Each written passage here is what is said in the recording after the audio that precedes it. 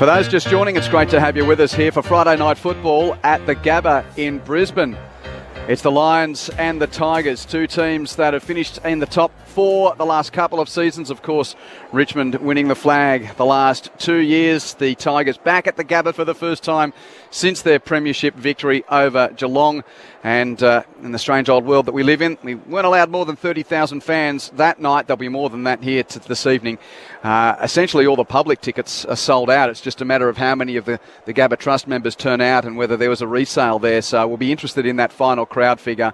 But you could hardly want a better night for football. A little crisp by local standards, but the ground looks in magnificent condition, and there's going to be a big house. No changes to the finals teams, and just confirming Will Martin is the injury sub for Richmond and Thomas Berry for Brisbane. Brad Sewell, Lauren Arnell and Michael Price alongside yours truly, Quentin Hull with Zane Bojak on the boundary, and we'd love to hear your thoughts throughout the evening. The way to get in touch is on the SMS 0437 774 774. That's 0437 774 774. The big talking points, I think, we know that Richmond will ebb and flow. Whether or not they can get going again come September is the question. But Brad and Lauren, go into this conversation that we started off air. We heard a month or so, 2 months into the season last year, that Stephen Martin was injured for Brisbane. And we thought, wow, he's such an important key pillar to their structure. But we knew that Oscar McInerney was waiting, and as it turned up with the shorter quarters, he stepped up pretty well, and Martin came back at the end of the season. Who is the Oscar McInerney for Steph Martin in Darcy Gardner's case? Who is going to be the man to step up for Dizzy? Loz, I'll refer that to you. Look, it's a tricky one. I think it's probably just a slight reshuffle of roles. I thought Tom Berry would... he's the starting sub, isn't he? Yeah. So I actually thought Tom Berry would have played longer game tonight, knowing he's a real hard nut and pretty versatile across the ground. I think Brandon Starcevic has come along, although he was in the team last year, so he's not the direct replacement as such, but I think he develops into that Darcy Gardner role where you're taking that next best defender, where Harris is obviously taking a Lynch type.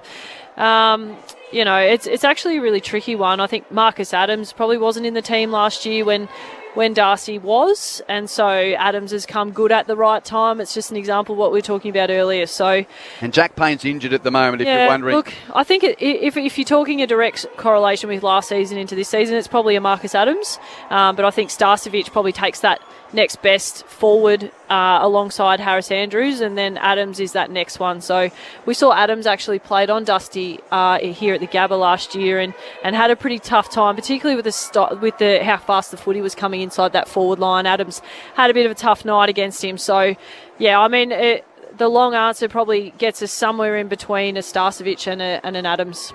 And that midfield battle becomes really important because that, you know, you speak about Marcus Adams and how he went against Dusty last year. So much of that is predicated on how quickly the ball comes in, because regardless of the quality defence down there, if the ball is just repeat efforts and moving quickly, there's nothing you can do about it. So that's the real battle tonight for Brisbane and going forward, just to solidify themselves in there, and they've begun doing that the last month particularly well. Yeah, you talk about another two guys who've come in and solidified their roles with the injuries that have been had to the Lions team. Devon Robertson and Reece Matheson, two very much team players and harder nuts around the footy. And I think we'll find that at different times, particularly Dev Robertson, can play some more defensive roles around stoppage.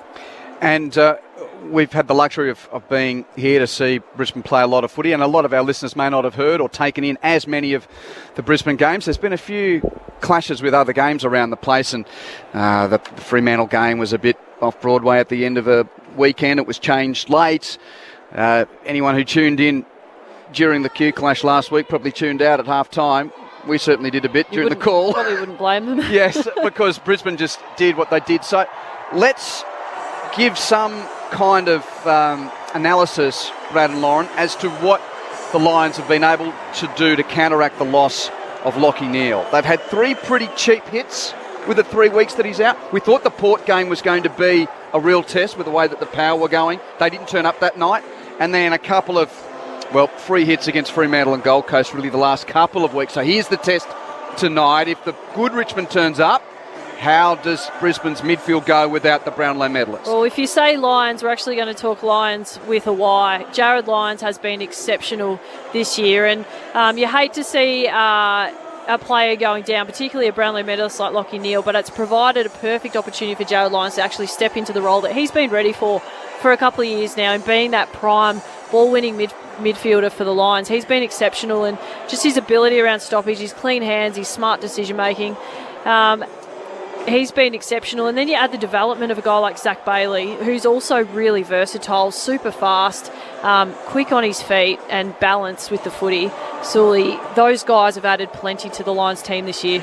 Yeah, Lyons was the first one that jumped off the page to me. He has a consummate team player, and does the simple things really well, doesn't play outside his remit, and now that he's just been getting more opportunities since Lachie Neale has been out. You haven't had to do this for a while. I'm interrupting you to read the slogan on the banner from the Tigers. Some write us off, it's their biggest mistake. The Tigers play hard until victory we take.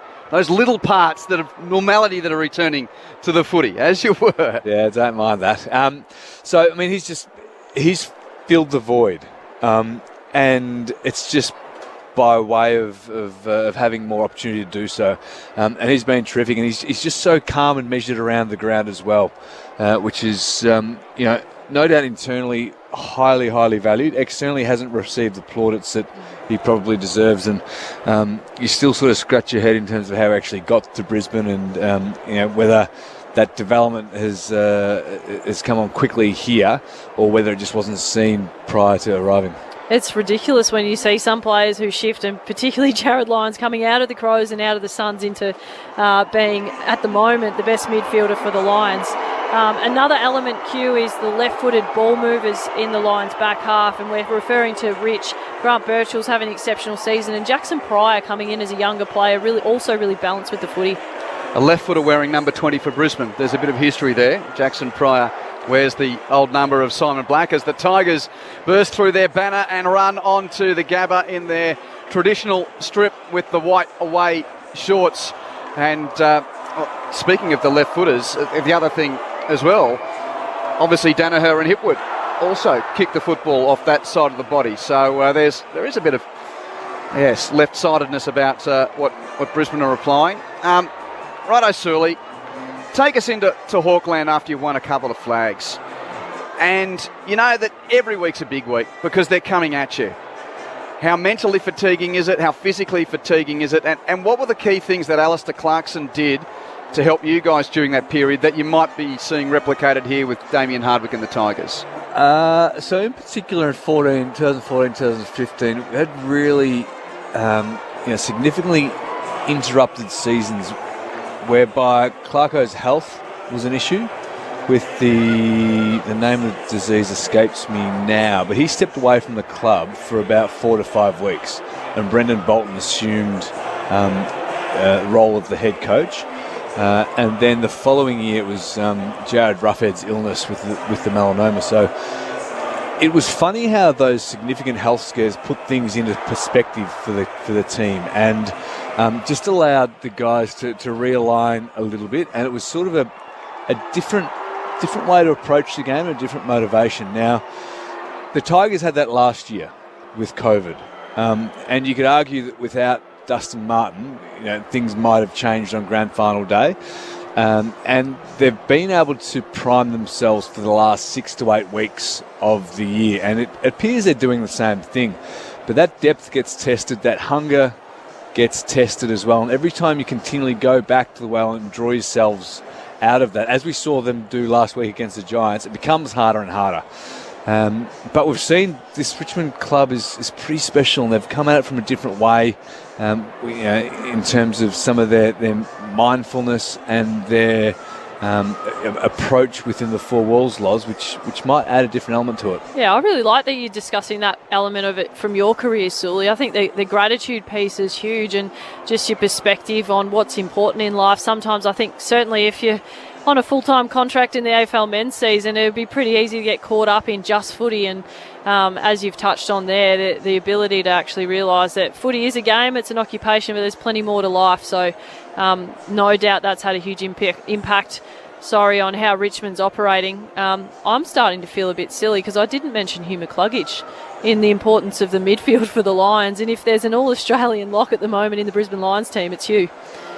Yeah, it's a good point. And, we got to see, having the luxury of being at the football last year, we saw a lot of Richmond in the flesh, and we saw the way that they were able to work their men through the midfield, most notably Shea Bolton going in there and becoming a wonderful player while Edwards was away, while Cochrane was away, while Presti was away. Well, those names again present in this almost middle of the season period that the Tigers don't have, and that I wonder whether, by design or by accident, Damien Hardwick's getting a bit of a chance to look at what worked last year and get a week or two to maybe try that again. And perhaps that's one of the reasons why they're fluctuating in form.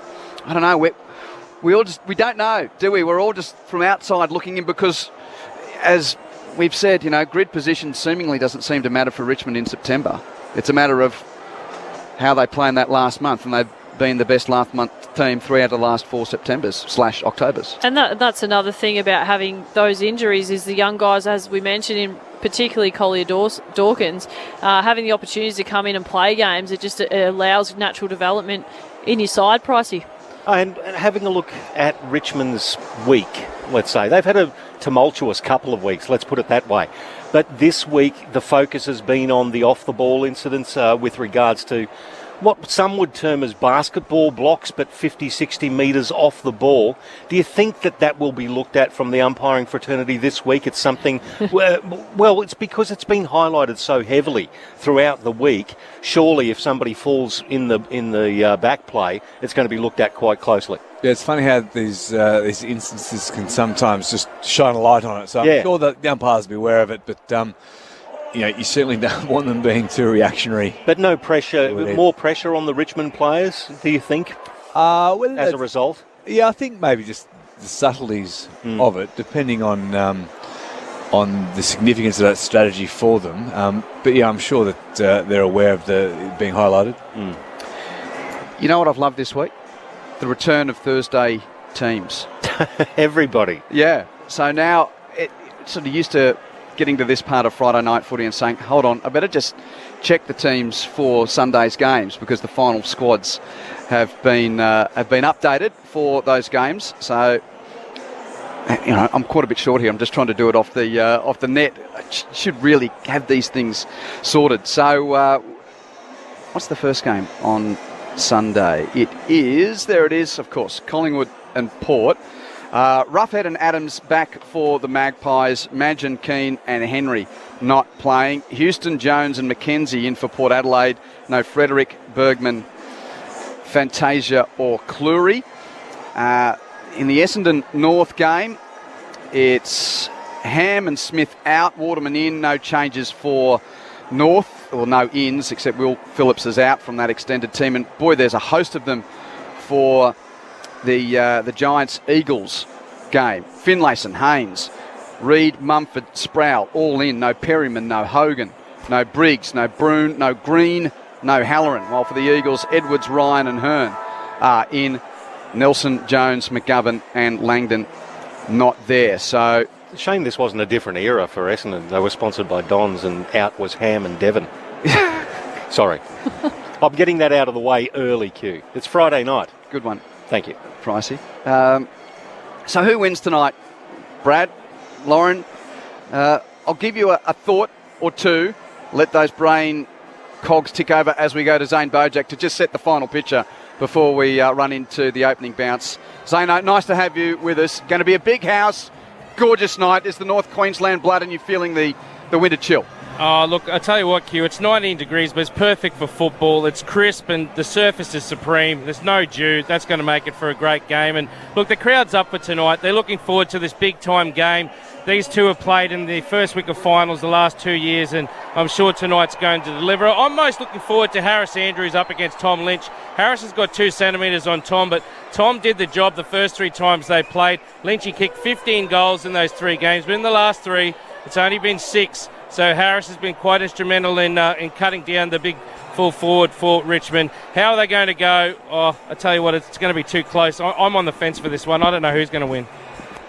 That's why we pay our experts the big bucks. the extent of the federal budget's expenses to give us whys and wherefores.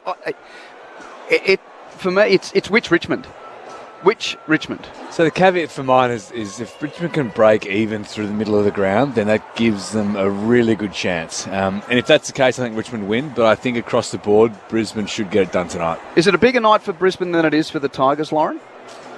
Oh, I think it's pretty equal, to be honest, Q. I think both clubs have a bit to prove at the moment. As I mentioned earlier, the Lions won't have taken too much from the Suns win last week. I think Cam Rayner touched on that a little bit in the pre-game in saying it was nice to watch how well we played, but at the same time, that they can continue to get better against better sides, and that's the game tonight for them. They know that Richmond's a formidable opponent. They know that Richmond's going to be in the mix towards the back end of the year, and I do think that Richmond are starting to spend their tickets. I think they're a quality side. It's going to be a close game tonight, but I think the Lions should get the job done here at the Gabba.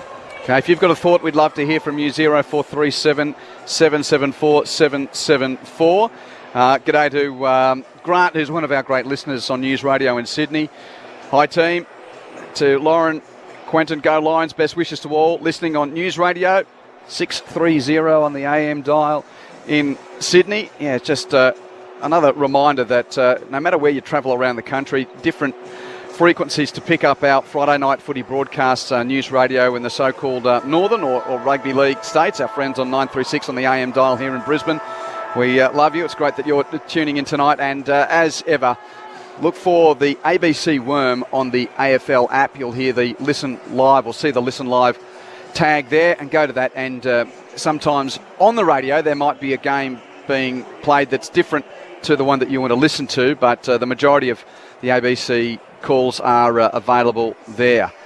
Dane Zorko, he's another story of the week. He's in the middle of the ground there with Jack Revolt, and the Zork, having re-signed for next year, has won the toss and is going to be kicking to the right of your radio dial, so down towards the western end of the ground.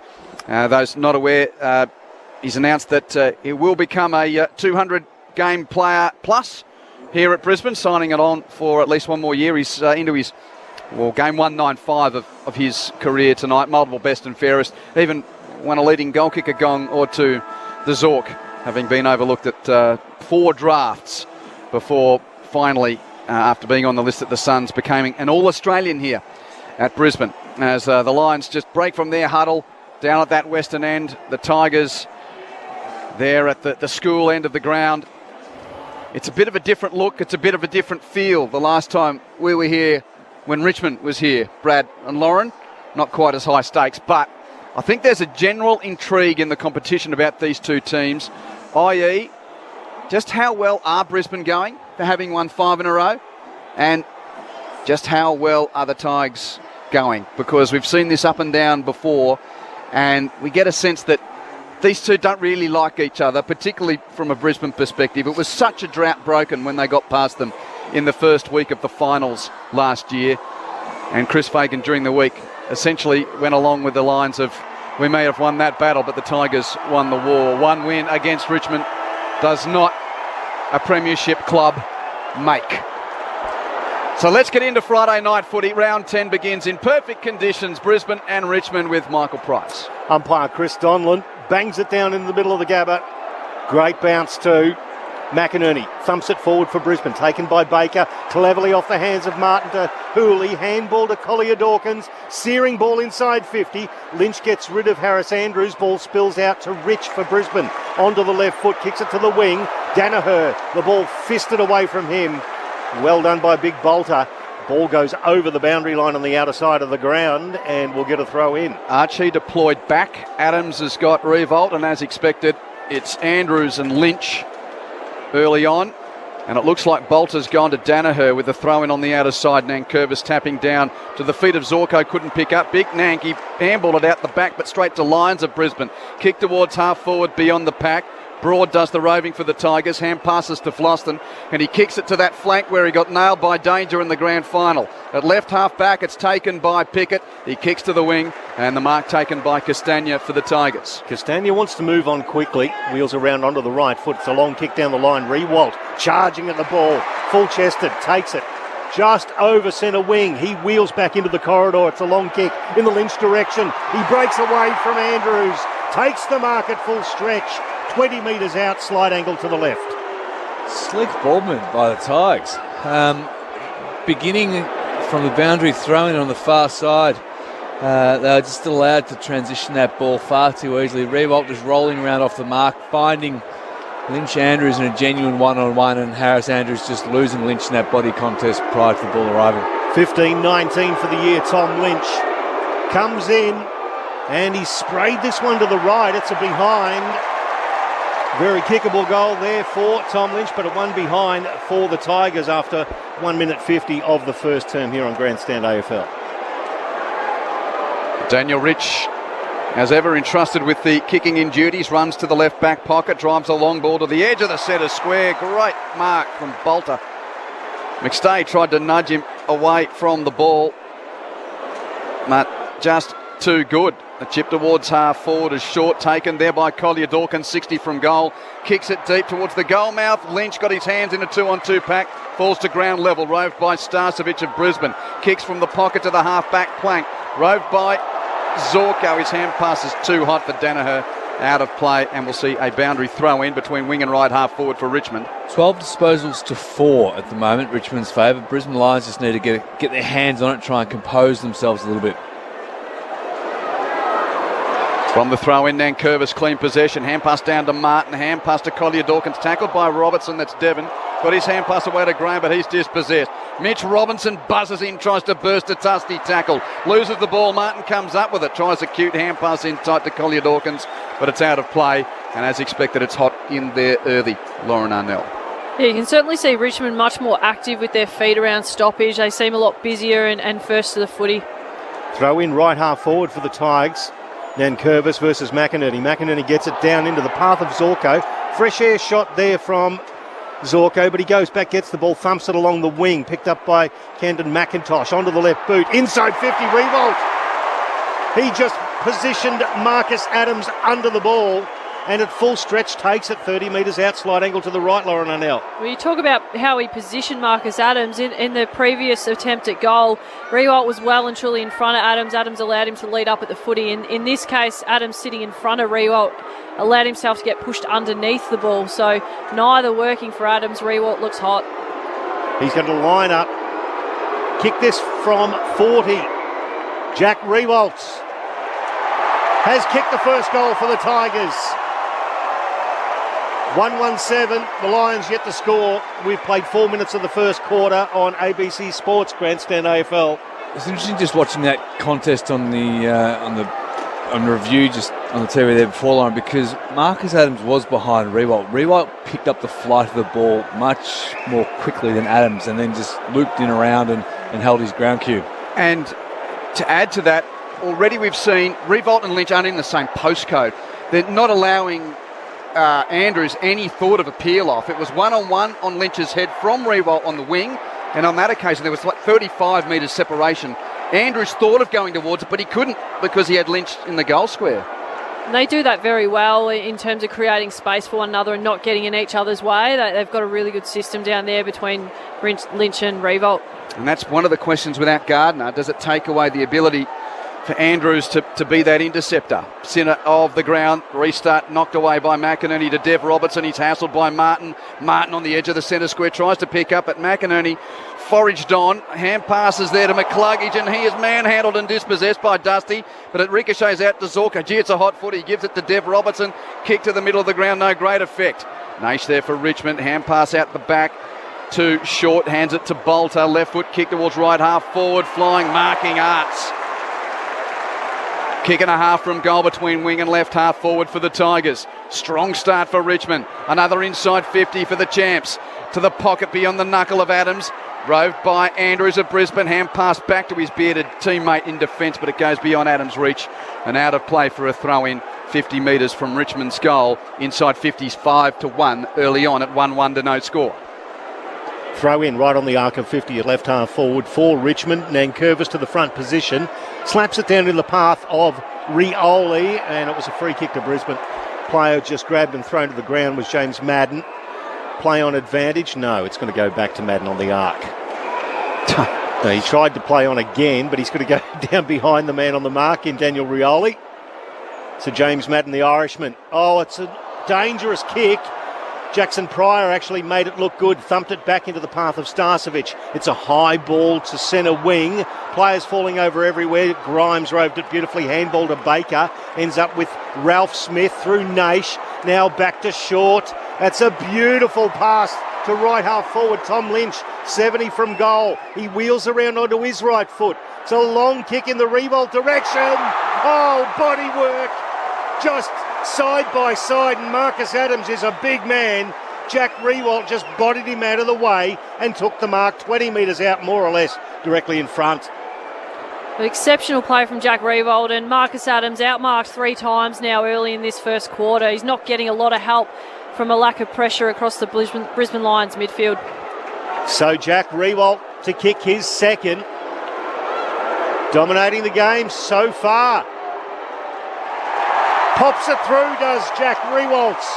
His second, the Tigers' second. And they're off to a flyer, Richmond, 2-1-13 after 7 minutes of the first quarter. Well, we spent a lot of time in the pre-game, Sully, talking about which team was I guess, warming up and into this game. It feels to me like the Richmond are bringing finals-like intensity, and Brisbane's just not quite awake yet. So the challenge for Brisbane is coming off the back of the game last week. The disparity or difference between that intensity, they're shell-shocked at the moment. It is chalk and cheese the second half they played last week by comparison to what Richmond are bringing now. And it's taking the Lions a moment just to collect themselves to realise, hey, this is a different game now. And the question is how much damage gets done until you're ready to play at that level. So 2 goals, 1 in 8 minutes. They've got to slow it down. 7-1 inside 50s in favour of Richmond. 9 marks to 0 so far. It's getting dominated around the ball. That intensity and pressure at the contest is well and truly in Richmond's favour. Clearance for the Lions here through Lyons, who got the tap from McInerney. Kick to half forward off hands. Danaher wins it at ground level. Tries to wheel on that left boot. Baker makes the tackle. Danaher got it to his toe. Pokes it to the pocket. Met by Floston of Richmond. Hand pass to Grimes to Pickett. Under pressure. His hand pass too hot for Short. He's buffeted off it by McCluggage. So Nankervis picks it up. He's tackled by McStay. Was there prior play on? Ball comes out. Still at full forward for Brisbane. Matheson's over it. So too McCluggage. He farms out a hoping handball towards the goal line. Ralph Smith gets a tap there from Grimes, and he kicks the Tigers out of defence only for a moment. Marked by Starcevic, 55 out. He's got a long boot. Doesn't go for goal. Kicks it across half forward to Matheson. And Reece Matheson takes the mark for Brisbane, 45 metres from goal. It's like the Lions are awake now. Just like repeat efforts. They managed to lock the ball in their 50. Hopefully that's a spark for them. He likes a goal on a big stage, Reece Matheson. Does he get the shotgun out here if he can kick truly from 50? That's the assignment for Brisbane's first score. Not much of an angle to speak of. He hits it right on the paint of 50. Hasn't got great purchase. To the line and punched through by the Richmond defence for a rush behind. Brisbane's first score. Tigers 2-1, Lions 1 behind. So Lions fans still hooting about that so-called holding the ball decision as Richmond play on. Long kick towards the wing. Daniel Rich floats in front. Riewoldt complaining that he was held down by Starcevic. Looks like a change has been made there as Rich puts it out to Hugh McCluggage at left half forward. He chips it inside 50. Punched away from Zorko. Roving Hipwood. Hopeful handball smacked away by Nankervis. Ball loose inside 50. Picked up now by Matheson on the bounce. Handball back inside centre square. Birchall tried to measure the pass and it was cut off. Daniel Rioli floating back into the half-back line. He brings it across to left half-back and finds Jakey Arts. Now Martin's gone deepest forward for Richmond and he's got Starcevic for company as Arts hand passes to Short on the wing. So Short just kicks it towards that one-on-one. Won't quite get there because a good piece of footy there by the Irishman, Madden, who's on Rioli. He got back and takes the mark for Brisbane. Hands it through Rich and out to left half-back. The kick taken by Adams. He kicks it to the flank. Mitch Robinson takes the grab. Robinson chips down the line to Birchall, who gathers on the bounce. The veteran left footer kicks the lines towards attacking 50. Very wide. Danaher has the boundary and 2 Tigers to beat. And he'll get a free kick for being manhandled in trying to win the Sherrin in those tight confines. Left half forward, 60 out for Big Joe. On the left boot, just sets it high towards the pocket. Hipwood up before acceptances, and then Curvis took the mark anyway. Would have been a free kick, and the Tigers will repel from the last line. Comes out now, Jake Arts at left half back. Takes off now. It's a long kick. Asprey favoured by it. Coming back with the flight. Harris Andrews actually did well. Beat him hands down. Got the handball away to the run of Matheson. Lowered the eyes into the lead of Zorko. Great spoil Broad. Then gathered the ball beautifully. Did a blind turn. Handball to Pickett. Nice kick inside 50 to the lead of Martin. He stopped and propped when he probably could have kept going. Asprey picked it up. Back to Broad. They're outside attacking 50. Into the hands of Martin. They're inside attacking 50. Outside of the right shoe into the goal square. Not quite what was required for Richmond. Archie picks it up. He's tackled. Arts. He gets the ball. Handball over to Nash. Nash snaps. And a goal. Pressure the Tigers. And a ripping goal for Richmond. Gets their third. 3-1-19. The Lions yet to score. 12. Well, we've got champion data have got no score. The scoreboard have got no score. So I'm going with no score. 3-1-19 to no score. 12 minutes gone first term. I'll tell you what, this is an exciting game to watch. As much as the Lions are yet to score, Richmond have been outstanding, Sully. And what I think is going to be really fun to watch throughout these 4 quarters is we can see both teams really want to use the width of the ground and out of their back halves. Both teams are switching the footy, and what it does is really open up and create for some exciting play. It does, and both sides are happy to move the ball quickly. Handball receives through the middle part of the ground, and Richmond have been the beneficiaries of that. You definitely see the pressure around the footy from the Lions has begun to step up. They're just not getting any reward for effort like Richmond just have. So this is going to be a really fun game to watch. Back in the middle, indeed no score. So that, what we called as a rush behind, must have been given as a free kick. The quick kick in these days can make it hard to adjudicate those. Again, the Tigers inside 50, but Archie puts himself at the bottom of the pack to ensure there's no further score on that occasion for Richmond. So you were right, Pricey. 3-1 to nothing. As what looked like a rush score for Brisbane didn't count. From the restart 40 from Richmond's goal, bobbles off hands. Matheson's going to pick it up and torpedo Brisbane out of trouble to the wing. But again, the numbers there for the Tigers. Broad positions himself at the drop to take a mark in front of Hipwood. He kicks it backwards and infield on the 45 to Vlosten at right half back. Vlosten kips to the middle of the ground. Collier Dawkins takes the grab in just his 4th game. Riley Collier Dawkins. He dishes off Vlosten, kicks inside 50, but straight to Mitch Robinson, who was in the hole of the leading revolt to take an uncontested mark for the Lions. He just takes a bit of a breath, does Mitch Robinson. It's been a hectic opening here at the Gabba. It's a long kick down the Stanley Street wing. Looking for Hipwood, front position. That's a great mark from Eric Hipwood. Under enormous pressure, good set of hands. He goes laterally back to the wing to Danaher, not the distance. So handball back to to Hipwood down, back to Robinson. He kicks long to the edge of the centre square. Dev Robertson gets it over to McStay by hand. Now to Zorko, to centre half forward. Long kick to the square. McCarthy at the back, and it's a great spoil there. The big fella in Noah Bolter smashed it over the boundary line. There's going to be a throw in the left forward pocket. Brisbane in attack, desperately requiring a goal at the moment. How do the Tigers do that? McCarthy goes deep, and it's the best defender. Bolter, that there's on him. It's fascinating to see the way that they are working these matchups. Here's McCluggage from the stoppage. His kick's touched off the boot. The crowd's going to boo now because it went through the major opening, but called very clearly by field and goal umpire as touched. That is a point. That is a point. That is a point. The flags have been waved on that occasion. So it's 3-1 to 1 behind in favour of the Tigers. 15 played on Grandstand AFL. It's taken them a while to get on the board. Basher Hurley plays on for Richmond. Long left foot, just short of centre wing. Danaher buffeted out of it. The umpire says that will be the free kick. Once again, Jack Rewalt pleads his case. He does that a lot. I love Jack. He plays the game with some passion. Joe Danaher is just forward of centre wing. He's lining up as if to shoot. 70 metres away. Stabbing kick into the pocket. Front and centre, Kadeem Coleman. You've got to pay that. He's floated across the front of the pack. One of the shortest men in it, Kadeem Coleman, takes the mark in the forward pocket for Brisbane, the most unlikely. He made his debut on a Friday night versus Collingwood last year. He came on as the medical sub last week for Ryan Lester. Now the Friday night lights for Kadeem Coleman. Not sure whether the drop punt's going to be the option. He might be curling it around. Uses the left foot to effect. Brisbane Lions get their first goal. 3-1-19. Plays 1-1-7. 2 straight goals the difference. The Tigers lead after 16 and a half of the first quarter.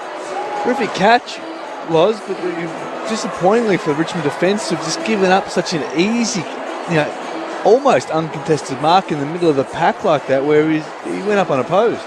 Well, we've seen enough of the Lions here at the Gabba, Sully, where we know if there's a kick about 60 out where Danaher started, the footy is always going to land just sort of in a pocket just near the edge of the goal square, and Kitty Coleman positioned himself really well. And just looking at the time clock now, Sully, I think at 8 minutes in I sort of said 3 goals, 1. How much more damage can the Tigers do before the Lions wake up? And Tigers haven't really been able to impact the scoreboard since. So you feel like the game's now balanced out, and if anything, the Lions have probably minimised the damage the Tigers could have done. And Martin into the centre bounce for this restart. It's a bit of a wobbly bounce. Asprey wins the tap against McInerney. Went defensive side of the pack. McCarthy picked up, got clattered in too high by Hurley. And he is a little slow to get up, Link McCarthy. But he picks himself up in that rather lush green part of the cricket pitch area. Hands it off to Birchall. Kicks the Lions deep to full forward. Was there a hand in the back from Bolter on Danaher? No.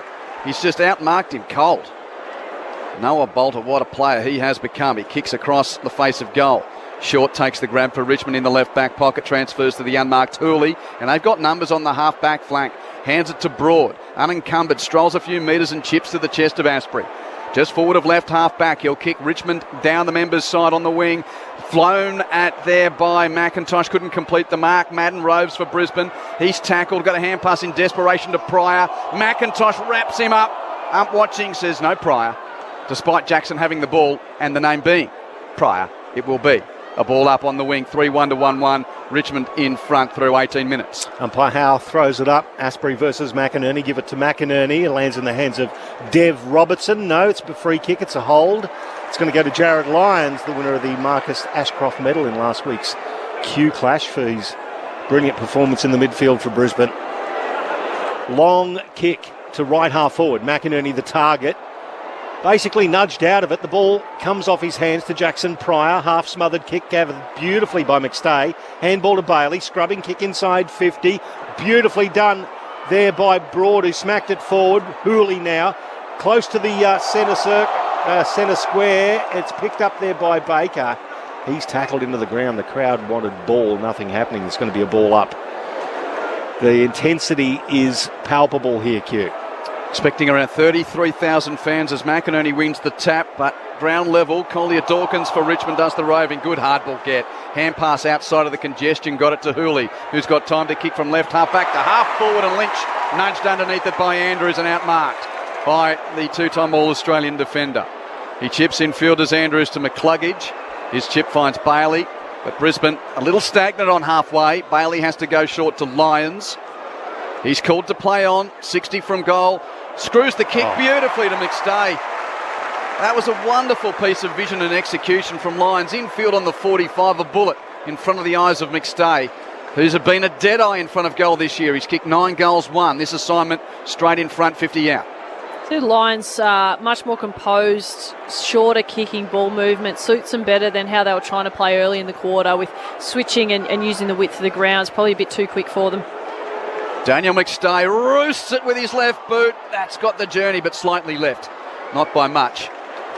But a behind Richmond, 3-1-19, leading Brisbane 1-2-8, 20 minutes played first turn. Tigers bring the ball back in quickly. It's going to end up with Castagna at left half back. He's right on the arc of 50, the western end. He's got Asprey running for him. Finds him right against the boundary line. Oscar McInerney standing the mark for the Brisbane Lions. Asprey long down the line now. commentary wing. Madden read it beautifully for Brisbane and actually broke away from his Richmond opponent to spoil. In the event of that, McIntosh actually grabbed him by the jumper. So the Brisbane player's going to get the free kick on the commentary wing, the Vulture Street side of the ground.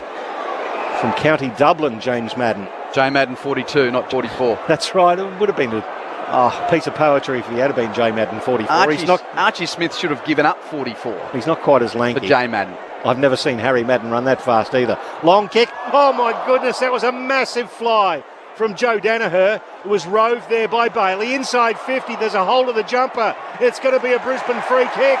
Charlie Cameron. Looks like Nathan Broad. It was Ralph Actually, Smith. Hugo Ralph Smith's just comparing the mullets. Hugo Ralph Smith in only his second game, and that is a superb Joe Dirt mullet. But Charlie Cameron has it. 25 metres out. It's a sharp angle to the right. He's facing inboard to curl it with his left foot. Lauren Arnell's not looking very happy about that, but Charlie Cameron comes in. It's how he finishes. Curls it through for the Lions' second goal. 3-1-19, plays 2-2-14. 5 points the margin, the Tigers lead after 22 of the first quarter. Just thinking of Jay Madden down here in front of us, winning that contested ball. He's done some nice things in the contest, and that's been the difference in the last 10 minutes for Brisbane, is they're starting to win those 50-50 contests. And Lyles, as you said, their build-up going forward is different to what it was for the first few minutes. They were a bit rattled. They were trying to flick the ball around and move a little bit quickly. They've been much more composed and happy to kick, chip. Yeah, I think a strength of the Lions is when they control the footy, and what they couldn't do is keep up with the pace that Richmond trying to move the ball and cover the amount of ground you've got to cover when you use both sides of the ground. Highest disposal winners for the Lions, Matheson 5, Madden 5 and Joe Danaher 4. Interesting mix, but it's starting to work. Back to the middle of the ground. First three to the Tigers, next two to the Lions. This clearance going Richmond's way. Graham bursting through the gabba. Kicks Richmond to full forward. On the lead, Lynch. Got a hand, couldn't mark. Roved by Arts. Snapped brilliantly for his first goal of the night. And that is a deadly response from the reigning champs. Centre clearance on the head of a forward. Rove front and square. Right foot snap in the pocket. Footy 101. Brilliant.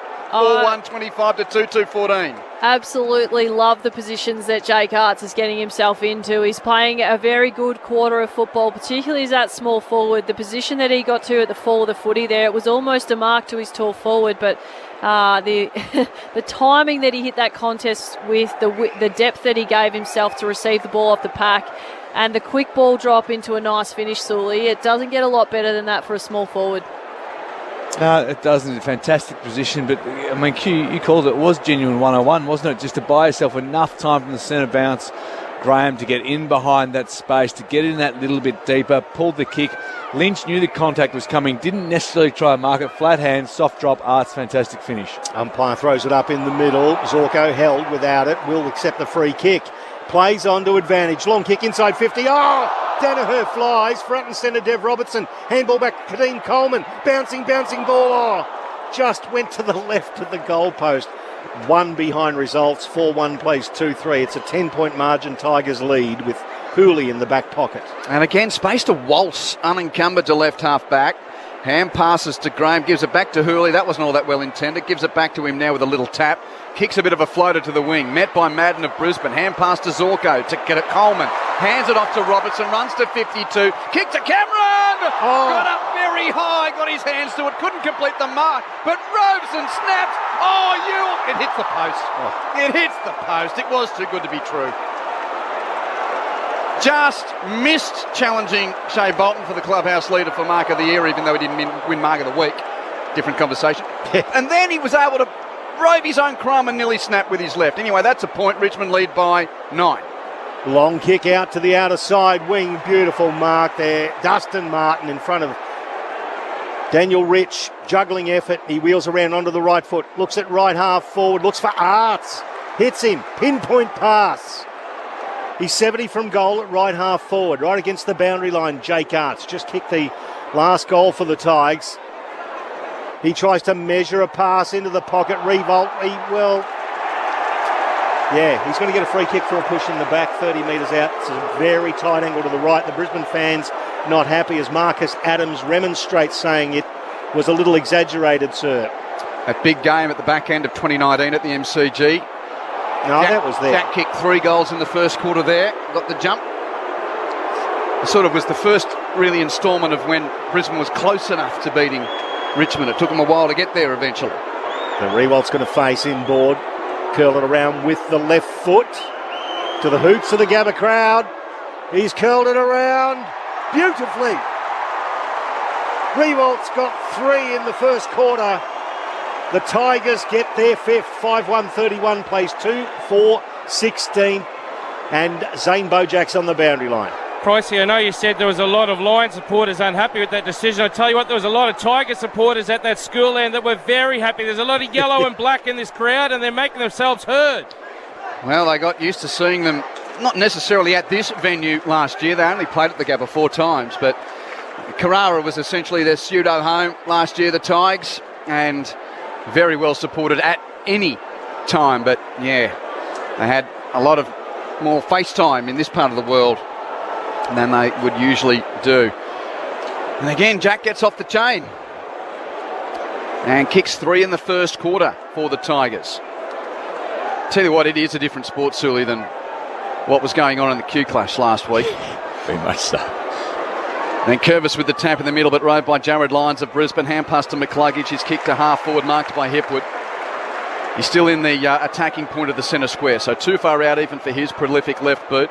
He's going to drive it very wide, looking for Bailey. He's in front. Pickett makes the spoil, roved by Lyons. That's Jared. His kick not well hit to the pocket, hoping for McCarthy. Punched away from him by Stewart. Baker tackled by Cameron, holding the ball. Very hot, and Charlie Cameron's won the free kick. And here he is setting up now in the left forward pocket for the right-footed snap punt. Starting to get the fizzle back. He's now got 18 goals for the year. Didn't really like the coaching staff trying to work him through the midfield as much. He looks like both he and them are on the same page. Cameron with the right foot snap, doesn't have the journey, and punch through on the line for a point. And, well, what do we... I mean, he's 30 out. He's a key forward and he doesn't get the journey from there. Smith kicked the snap, didn't he? He didn't get enough purchase on the ball. It's like a putt that's on line. It's no good if it finishes in the jaws of the hole, Surly. 14 points the margin. The Tigers lead as Loston brings it back in. Just short of centre wing. Pickett drops the ball, goes back and has a crack at getting it. Left it behind, though. Was picked up there by McCluggage. He's tackled into the ground. Jack Graham, one of them. Umpire will come in and ball it up. Castagna, the other tackler. Umpire Donlan throws it up. McInerney gets it down back into the path of McCluggage once again. He's tackled into the ground by Baker, but this time illegally. The umpire gives the free kick to McCluggage. Little 15-metre pass, finds Lyons. He pops one up inside 50 to Bailey. Not the distance, said the umpire. Play on. Tackled, ball loose. Dustin Martin, a wobbling Mungle to right half forward. It bounces kindly for Andrews. He gathers it. He tackles. He puts the stiff arm out, but he's got the free kick. Well, I thought it was against him, but it's a free kick, and it's now a 50-metre penalty. Jake Arts just infringed there, so Harris Andrews will be marched all the way down to the edge of the centre square, out of his range. But he is a prodigious kick of the ball. Let's see if he can place it. He pops it up for Danaher. Smashed away from him, front and centre. Tigers with the numbers. They've turned it over, though. Robinson back to Matheson. They're out to the arc of 50. Hipwood, handball, Starcevic, beautiful pass. Oh no, just sat on the head there. Broad, spoiled it. It was McCarthy, who I thought had a good chance of marking that in the front position.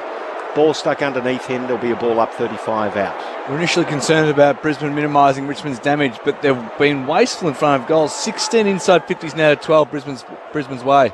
And Curvis clean possession, just got rid of it. Ripped away from him by Matheson of Brisbane. Hands to McCluggage, centering kick from the pocket. Marked by Bailey. And the hero against the Pies has got this one from straight in front. He'll kick this to make it an 8-point difference right on the quarter-time siren. So a nervous murmur from the crowd, but the man on the mark's at the top of the goal square. He looked nerveless at Docklands against the Magpies. And this to bring it to just the single digit at the first break. No mistake from Zach Bailey. And that's the end of a pretty entertaining first quarter of Friday night footy at the Gabba.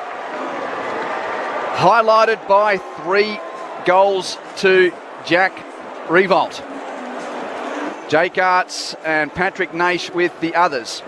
While for Brisbane, Coleman, Cameron and Bailey, the goal kickers. Richmond 5-1-31, leading Brisbane 3-5-23. That quarter lasting 31 minutes in perfect conditions here at the Gabba. Hope you're enjoying your night at the footy with us. If you want to get in touch, the SMS number is 0437 774 774. That's 0437 774 774. Lauren Arnell and Brad Sewell will break it down for you in just a moment. You're listening to ABC Sport, and this is Grandstand AFL. When history is made, it's all over. India have won. India have won magnificently. ABC Sport is there. He's over the halfway line. Mansour coming. Game, set, bingo. Premiership. Commercial free. The Tigers are still the best team in the land. 3 flags in 4 years for Richmond. ABC Sport. On radio, online and on the ABC Listen app. The 2021 AFL Premiership season on ABC Radio and on ABC Sport Digital. They're inside attacking 50, outside of the right shoe into the goal square. Not quite what was required for Richmond. Archie picks it up, he's tackled. Arts, he gets the ball, handball over to Naish. Naish snaps, and a goal. Pressure the Tigers, and a ripping goal. Long kick, oh my goodness, that was a massive fly from Joe Danaher. It was roved there by Bailey. Inside 50, there's a hold of the jumper. It's going to be a Brisbane free kick. Charlie Cameron. Charlie Cameron comes in. It's how he finishes. Curls it through for the Lions' second goal. This clearance going Richmond's way. Graham bursting through the Gabba. Kicks Richmond to full forward. On the lead, Lynch. Got a hand, couldn't mark. Roved by Arts. Snapped brilliantly for his first goal of the night. And that is a deadly response from the reigning champs. And then Curvis clean possession. Just got rid of it. Ripped away from him by Matheson of Brisbane. Hands to McCluggage. Centering kick from the pocket. Marked by Bailey. And this to bring it to just the single digit at the first break. No mistake from Zach Bailey. The 2021 AFL Premiership season on ABC Radio and on ABC Sport Digital. Very aesthetically pleasing game of football to open round 10 so far. We've reached the first break at the Gabba. Nice to have you with us. Quentin Hale and Michael Price calling the action. Zane Bojack keeping the eyes on the benches, and Brad Sewell and Lauren Arnell about to analyse this scoreline, which sees Richmond 5-1-31 over Brisbane's 3-5-23. Just before that, I'm distracted by a running race with, I'm not very good with my Marvel superheroes. Is that It's a sponsors. I'm not sure if I'm allowed to say it on the ABC. It's the fitness company's logo. Oh, okay. If you beat the mascot man, you win some sort of prize. Okay, yep. So there was a young fella wearing Jonathan Brown's number 16 in a Brisbane jumper who actually beat the guy. Well played. Yep. Okay. So you've got to describe these things, while you're having a pie or shifting or speaking to your mates in the stands and saying, what about that first term? I'll go through the other scores. In the NRL, the Warriors have beaten the Tigers 30 points to 26. Currently 24 minutes in, the Sharks 6 lead the Dragons 0. In the Super Rugby Trans-Tasman tonight, the Hurricanes have beaten the Rebels 35 to 13. And getting close to half-time, it's the Highlanders 15 leading the Force 3. Midway through the second half in the A-League, 1-1 between the Jets and the Raw. Half-time in the Hoops tonight, the Hawks 50 lead the 36ers 28. Perth and Cairns to come. So, Lauren, Brad, great to be at the footy to see two pretty good teams have a go at each other, and it looks like we're going to be in for some entertainment here. It's been a real arm wrestle, hasn't it, Loz? Jack Riewold's probably been the standout for the Tigers. Had he not sort of dominated those one-on-one contests against Marcus Adams, the score would probably be favoured in the Lions. They got a bit wasteful there late, the Lions. They got their hands on a couple of marking contests that Joe and Charlie Cameron might have otherwise taken. But it's turned out pretty even first quarter. Absolutely. I think we spoke about how fast both teams were trying to play in the first 10 minutes, and that heavily favours the Tigers. They get to the outside so well, and they do it so well, in fact, that the Lions were only able to lay 7 tackles in that quarter, which is certainly not to standard. The Lions winning contested possession by 10. So on the inside, it's all right, but if you're trying to keep up with the Tigers on the outside, it's actually not going to work out for you. And the Lions identified that once Richmond got 3 goals ahead. So Brisbane just playing that slower, shorter, chipping, control the ball style of game. And what that allows them to do and invites, I guess, less impact in front of goal is it allows Richmond to throw their numbers back, which they like to have a lot of extra numbers in their defensive 50, which I think is a big reason why the Lions have scored 3 goals 5 and been less efficient to the Tigers 5 goals 1. I mean, Jack Revolt, he's been exceptional one-on-one, but the ball beat coming in as quickly as it did. If you revolt one-on-one against anyone's going to be a great outcome you'd expect for Richmond most of the time. So I think the Lions, they've done well to peg it back and start to play their own brand of footy, but they've still got to slow down the Tigers on the outside. And that will come via the contested ball and control that contested ball, not letting it spill out on the outside into Richmond's strength. Short with 10 and a host with 6. Martin, Hooley, Broad, Floston and Arts. Individually for Brisbane, McCluggage and Matheson 7. 6 for Zorko, Lyons and Madden. 86 possessions apiece, so Brisbane managed to level that up through that first term. McInerney slaps it forward for Brisbane. Charlie Cameron overruns it. Slapping it forward was Liam Baker. Back into the centre circles. Now it's a holding the ball decision. It's going to go to Brisbane's way. Good tackle. Dev Robertson up against Naish. Now Robertson, WA under-18 captain. Drafted at 22 for the Lions. Long kick inside 50. Once again, Broad reads it beautifully. He's had a very good year as Nathan Broad.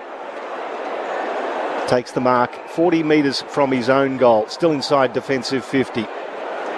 Holds the ball up and then it's a high bomb towards the outer wing. That's a great mark in front from the Irishman, James Madden.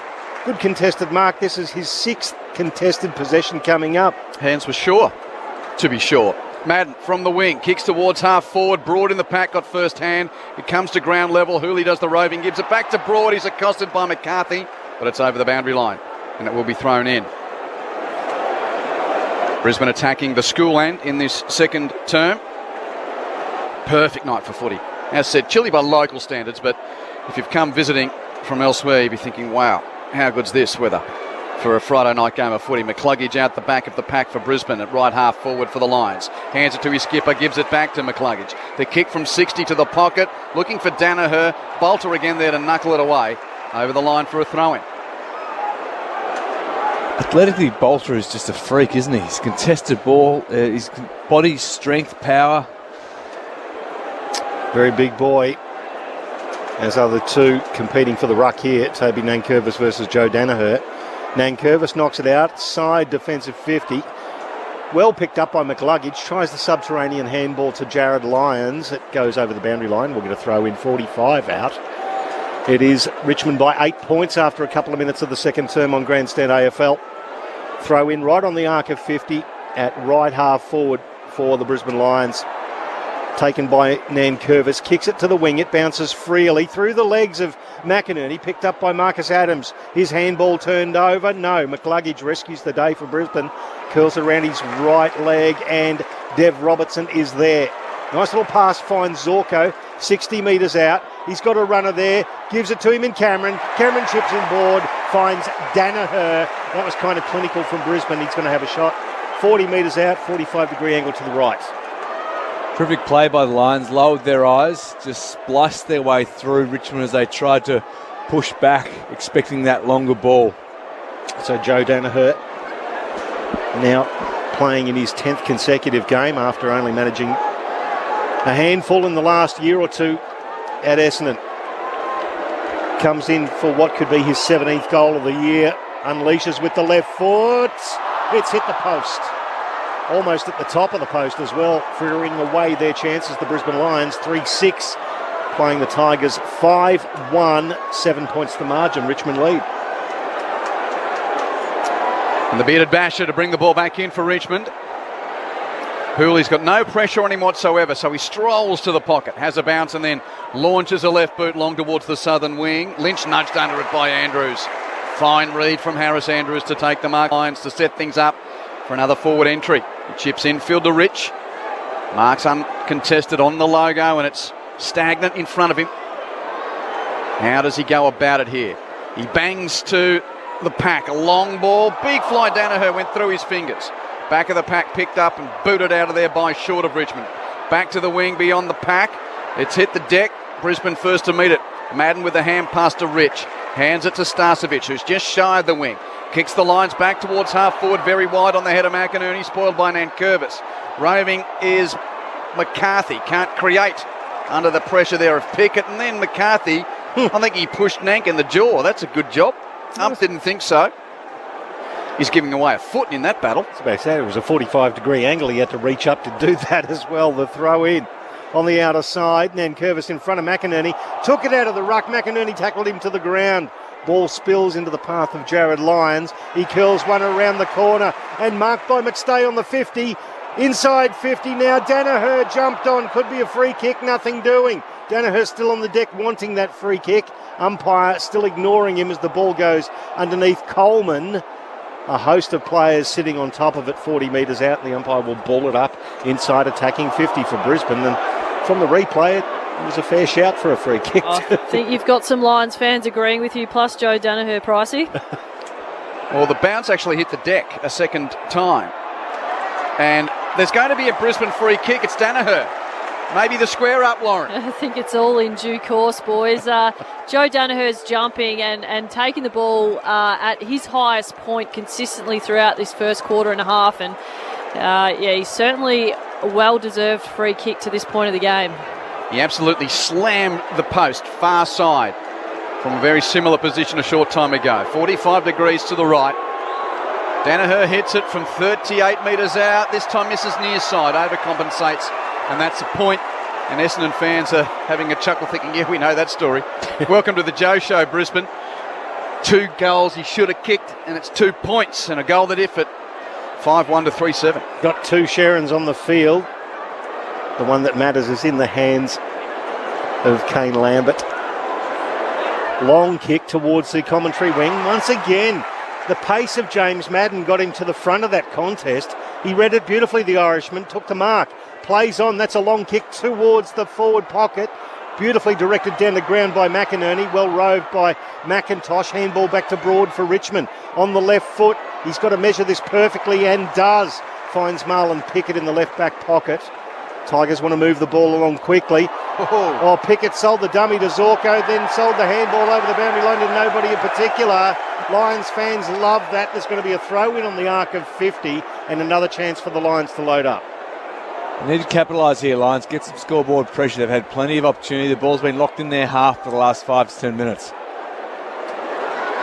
That inside 50 count is now 23-12 in favour of Brisbane after it was 7-1 Richmond early on. Tigers get out of defence with a rush kick to the middle, only to Birchall of the Lions. His rush kick back inside 50 is marked by McIntosh of Richmond on defensive 50. He'll kick the ball towards the wing. Revolt behind Adams, can't outmark him. Good hands from Marcus Adams in the pack for Brisbane. Kicks infield on the head of McCluggage. Strong hands despite the late arriving pressure of Baker.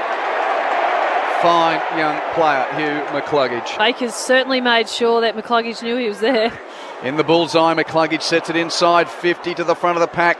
Then Curvis spoils, but McCarthy rose for Brisbane. Hands to line, snapped at the goal mouth, intercepted by guess who?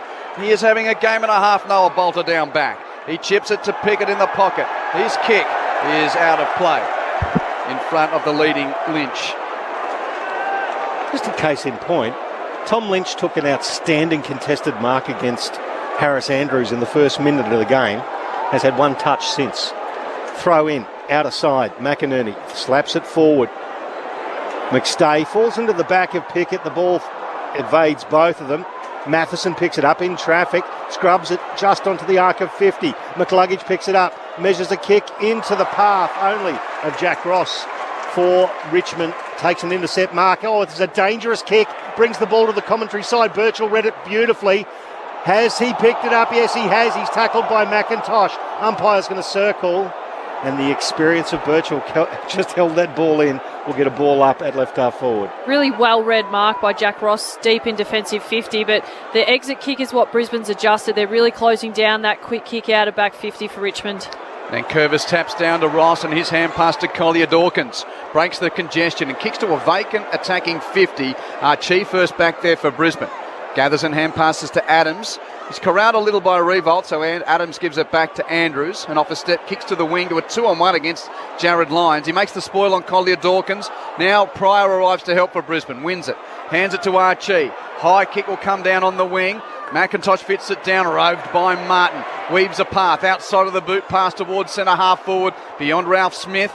Oh, great hard ball get from Dev Robertson off the deck for Brisbane. Hands it to Starcevic, gave it to Birchall, spent it before he got it back. Gave to Robertson then to Starcevic by hand from right half back, kicks to the wing. Leaping link over the top of Broad, couldn't mark but brings it down for McCluggage. He kicks Brisbane to attacking 50 and Bolter is the impenetrable in defence, so it seems, for the Tigers, although his kick across the face of goal was beyond the reaching arms there of McIntosh to control. He could only fumble it through for a point. That's the Lions now 3-8-26 to Richmond's 5-1-31. McIntosh brings it back in for the Tigers, hits Rioli. They've got a run on here now, looping handball. Oh, looping handball, Rioli as the Tiger hit high by Matheson. Free kick, play on advantage. Rioli kept running, spearing pass, and hit Dustin Martin on the lead in front of Starcevic. Not many players able to do that to Brandon Starcevic so far this year, but Dusty, well, he's not your normal kind of footballer. 30 metres out, tidy angle to the right. That shouldn't be an issue. He's going to play on. Oh, he just chips it inboard. Jake Arts. If you were Jake Arts, you'd follow Dustin Martin around like a puppy every time he got the ball, because he will drill it for you, and Arts will have a shot from right 40 metres out. Slight angle to the right. All of this resulting, Loz, from a quick transition out of defensive 50 for Richmond. One of the few times they've been able to do that in this quarter. Jake Arts has scored a goal in every game so far this year. He's already done that tonight. Comes through for his second. Let's go from 45, straight as an arrow. Jake Arts. Tigers get their sixth. 6-1-37, plays 3, 8-26, 11 gone, second term. 11 inside 50s for Brisbane to that point for 3 behinds. Richmond inside 50 for the first time in this quarter. And the result? A goal. And as Sully mentioned, the reason for that was they were finally able to break Brisbane's close off just outside their forward 50. So Richmond have been winning a fair bit of ball in the Lions forward line, but they just haven't been able to get that quick exit going like they did early in the first quarter. And part of that play, we saw Jaden Short get a quick footy on the wing, and Reece Matheson ran into him pretty heavily. Short was not impressed at all. Matheson threw his hands up, so just wonder if that might be looked at post-game in terms of a collision there and how incidental it might have been. Our premiership players, Lauren Arnell and Brad Sewell. Great to use that term collectively without having to break it up now. Loz, AFLW and My AFL pleasure. respectively here on Grandstand. AFL centre bounce Danaher's in there. Wins clean possession for Brisbane. Kicks it to half forward, but Floston is underneath to take a timely mark in defence for Richmond. Chips it to left half back to the tattooed Broad.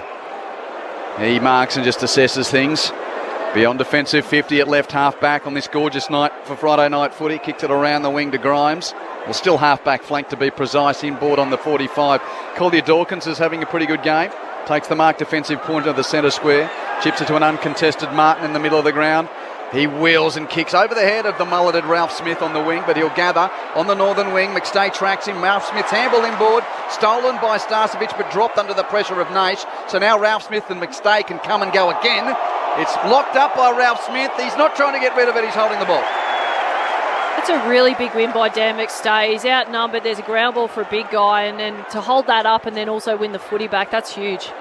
McStay looking down the line. Then he wanted to go laterally, ended up going back down the line. That's a great pass too. Hits Jackson Pryor. It's a nice mark on the Vulture Street wing right next to the boundary. Nice left foot kick to the arc of 50. Big fly at the front was McCarthy. Roved. It was Matheson, got the handball away. Coleman tackled into the ground. Hurley picks it up. He's tackled into the ground. Lets loose the ball. Matheson goes back in. He goes for the high shot. The Geelong genuflector strikes again, right on the arc of 50, but that one was a fair dinkum hit across the head. Handball now to Bailey from 50. Zach Bailey puts it to the goal square. Hipwood! No, hang on. There's going to be... Well, behind the play, Zach Bailey and Patrick Natius into each other. Well, the umpire... Grimes is there as well. The umpire was looking at the other umpire in the melee to say, hey, are we paying that? Are we going to that? No, Hipwood's going to be paid the mark 20 metres out, angle to the right. Oh, I think Grimes followed through on Bailey's inside 50, and the umpire in that section of the ground called downfield immediately. So Eric Hipwood on the right side for a left footer. Bangs it through for Brisbane, a much needed goal. 6-1-37 the Tigers. Plays 4-8-32. It's now only a 5-point ball game. 14 minutes gone, second term. It's hard to see Richmond's scoring laws when they can't move the ball quickly through transition. So when Brisbane have been able to lock it in their half, when they've been able to shut down those exits, they've disallowed Richmond that quick transition, that run and carry play through the midfield. That's the only scoring opportunities Richmond's getting. Yeah, and the Lions have actually just adjusted in a sense of from wing and then in their back half. They're actually playing well and truly in front so they can close off that exit when the ball comes out of their forward line. Boys, you'll be interested. Marlon Pickett here v Joe Danaher in the ruck. Close your ears, Richmond supporters. Free kicks, Brisbane 17, Richmond 4. Centre bounce. Up goes Pickett and Danaher. Well, Pickett wins that. What a good job he's done. He's handed it to Collier Dawkins, runs to 50, has a bounce, runs to 40, hands it to Naish, hands it back infield over his head to Ross. Gee, they're good at that. That is an unbelievable response from Richmond. Pickett beats Danaher in the middle, and then they whoosh it down the corridor for an answering goal. If you're a Richmond supporter or general footy lover and you're just listening to us on the radio, jump on the socials or find a tally. Don't change from us, just listen in, but watch that highlight. That's party trick, Sully. Pickett went up against Danaher in the ruck. I think Danaher probably won first hands, but Pickett's ability to follow up at ground level really generated that movement forward. 7-1 to 4-8. 43 plays 32, 11 points the lead to Richmond, 16 minutes played second term. And it wasn't Martin and Cochin and Edwards, it was Pickett in the ruck, Collier Dawkins, Naish and Ross. Well, you can see why they signed another 2-year extension to Collier Dawkins late last year. Back into the middle now, Danaher gets up high, but it was taken by Martin. Oh, he's brutalised in a tackle by Mitch Robinson. I've not seen that happen. Dusty Martin belted. Robinson gives it to Lyons. Inside 50, back of the pack. Hipwood, left foot goal. That's his second. And that was the example of Mitch Robinson in the middle there. Riding Dustin Martin like Seabiscuit into the middle. 7-1-43 Richmond. 5-8-38, 5 points the margin. What a game of footy. I'm loving this. Sully, I think Mitch Robbo's about to blow a gasket here. He's pretty pumped up with that effort. A fantastic response by the Lions. And unlike, their response, unlike Richmond prior, it wasn't party tricks. It was genuine hard work, a fantastic tackle for Mitch Robinson to bring Dusty down. And then a smart play by Hipwood as running into the contest just sucked his defender in. He held down, the ball spilt over the back. Great finish. I don't care what high score Robbo gets on any of his gaming consoles this year. He's not going to get a bigger high than building Dusty on Friday night footy. He's enjoying himself. As are we. I hope you are too. 5 points the lead to Richmond. Centre bounce. McInerney's tackled by Nankervis holding the ball. Great tackle from Nank. Pinned the arm and McInerney couldn't get rid of it. Nank gives it immediately to Martin, a torpedo to a 2-on-2 in the pocket. Roving is Arts. He's under pressure there by Birchall. Ball at the feet of both men. The cavalry arrive and the up-watchers and will ball it up. Who else would be roving a long ball inside 50 for Richmond? Arts again, Loz, as you're saying. Just getting himself in fantastic position. Dangerous when the ball's on the ground. Thrown in the air, McInerney taps down brilliantly to Starcevic. Lost his footing, got booed to it though. Picked up by Zorko, hands to Birchall. Rushed kick out of danger. Comes down on half back. Coleman crashes the pack for Brisbane, but rode by Collier Dawkins of Richmond. Hands it to Asprey. Poor kick to attacking 50. Archie there for Brisbane. Hands it off to Robinson. Oh, a bit off too much there. Naish came at him. He gets a handball away just in time to Archie. He to Bailey. Bailey to Robinson, all under pressure. And he tumbles it out of danger towards the wing. As it's tumbled towards the wing, Zach Bailey just ran straight back at Patrick Naish. Beautiful handball over to Danaher. Back to Coleman. Back to Danaher. He has a bounce, Big Joe. Runs to 50, measures a pass. Beautiful vision. He's hit McCluggage 40 metres out, 45-degree angle to the left. Now Hugh is an A-grade elite player. The one part of his game he needs to tidy up is his goal kicking. He barbecued Dev Robertson as well there, who was in the corridor, unmarked. Hugh McCluggage, 8 goals, 10 for the year. Historically, 57 goals, 69. Exquisite kick of the ball went on. Leans back on it. It's curling back. It's not curling back enough. One behind. 5-9 plays 7-1. They're wasting their chances, the Brisbane Lions. They're trailing by 4 points after nearly 20 minutes of the second quarter. As good as he is, Loz, that wasn't a great moment for Hugh McCluggage in a big game. Hooley has a bounce and runs to the pocket, drives a left foot kick to the wing on the head of Lynch, spoiled away by Andrews, but roved by Naish, gives it to Lynch by hand to Baker. Under pressure at left half back for Richmond, somehow got it to McIntosh, somehow tapped it to Baker, who towed it off the deck in pure desperation. There's just so much pressure in this game. Umps whistle sounds. Who's getting that free kick? Brisbane, by the sounds of the crowd. It's against Graham, and Jared Lyons the recipient. 4 points the lead to Richmond. At 7-1-43 to 5-9-41. Lions chip short to the interchange gates. Hipwood takes the mark. Defensive side of the southern wing on this gorgeous Friday night for football. Hipwood uses his left boot to kick it high and long towards a pack at right half forward. Danaher, one-handed tap down to McCluggage, 50 out, tackled, but toe pokes it towards Mitch Robinson. Through his hands, gathered by McCarthy. Slick left-handed handball to Bailey. Swivel and snap for the Brisbane goal!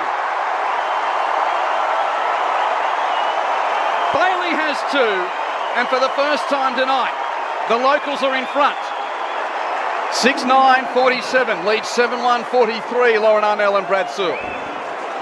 Unfortunately for Richmond, the dam's just starting to break. Brisbane's repeat entries, the game is getting played in their half.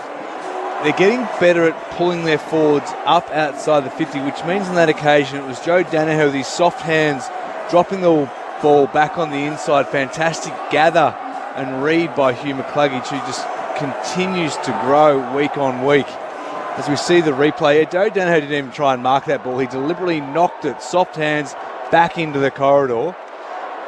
And they're playing with more confidence and fluency now, Brisbane. 16 disposals, McCluggage, 7 inside 50s, 9 of those possessions contested. He is a jet, just got to tidy up that goal-kicking area as we go back into the middle.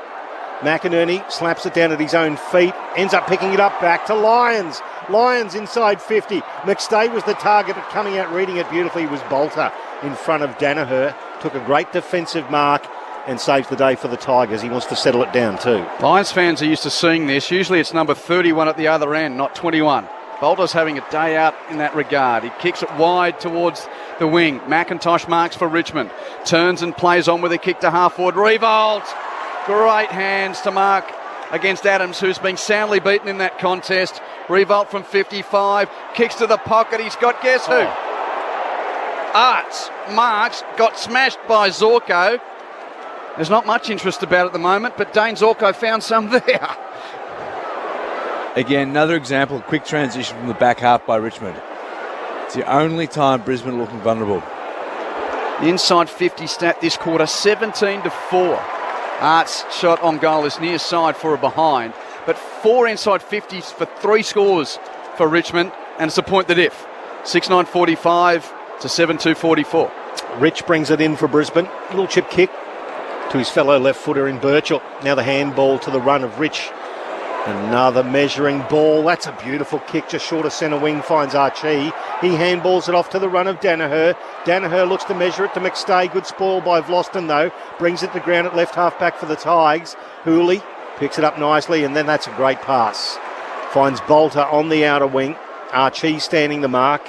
And Bolter just goes back as Brisbane bring the zone.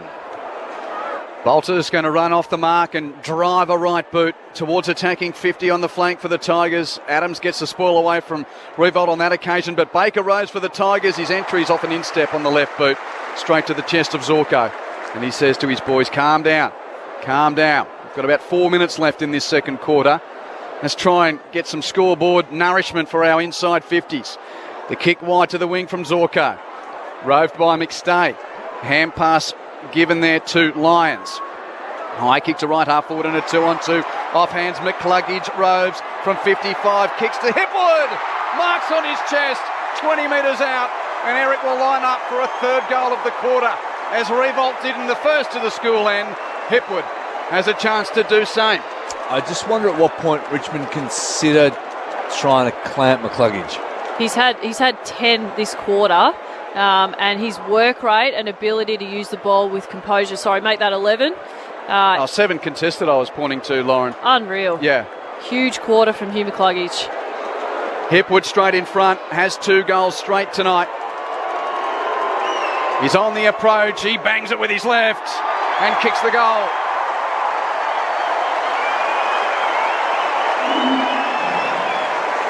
It's been a really entertaining game of footy so far. And it's the Lions leading by 7 points, 25 minutes into the second term. Brisbane 7-9-51 to Richmond 7-2-44. Brad, Lauren, apart from anything, it's just good to be seeing this kind of footy. Entertaining, free-flowing, it's hard, energetic, Loz. We talk about teams playing Friday night footy. If the Lions aren't putting their hand up for more Friday night games, I don't know who is. This is unreal to watch. And what they're doing is taking away Richmond's strengths. They've closed down Richmond's ability to open up the field, exiting defensive 50. And they're really starting to make them pay on the scoreboard. And Eric Hipwood's kicked 3 goals in a quarter against Richmond. He's never been able to do that before. He is the little things that the Danaher affects. You know, it's those little butterflies, Sully. They can have a big effect, can't they? Umpire Howarth bangs it down. Richmond were running away with it. Great smother from Matheson. The 1%ers working. Robinson inside 50. Bolter tackled off the ball by Hipwood. It's loose. Zorko, his handball indiscriminate. Now the Tigers with Graham. 45 from his own goal. That's a beautiful pass. Finds Castagna on the lead. Outer wing. Curling onto the right foot. He kicks it to right half forward on the lead again. Well, that's Tom Lynch. He's been blanketed by Harris Andrews since he got him in that first minute, but he took the mark. He's 80 metres from goal at left half forward. And taking his time with this entry. Decides to kick it with his right boot to the top of the goal square. Adams in the hole. And stood in front of the leading Dustin Martin and takes the mark. So Sully's just pointed out that Charlie Cameron's followed Dusty Martin all the way to the defensive goal square to cover that off. If he had gone a bit quicker there, Dusty's got Charlie one out. Now Dusty is on the mark, so Rioli has to peel off and take Cameron, but Cameron presents and marks at left half back. He kicks it short to Starcevic. Naish will stand the mark. 27 minutes played second term. 33,000 or thereabout expected in the house tonight. For these two teams doing battle to start round 10. Starcevic high to a pack on the wing and McStay took the mark and then Grimes dragged him down.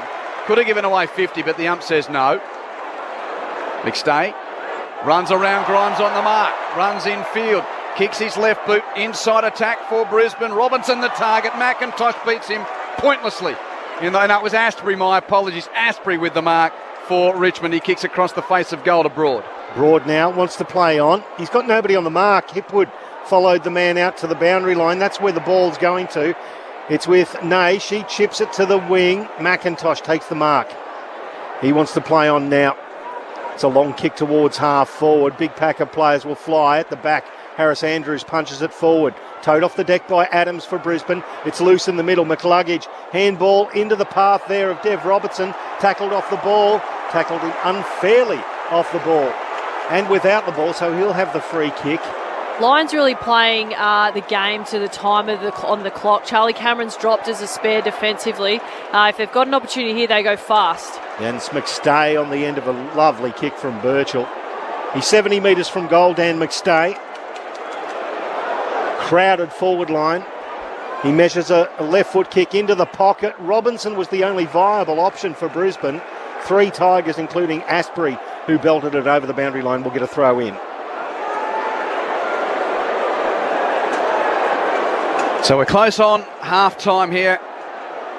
Ball thrown in where the veranda/pool area is at that school end.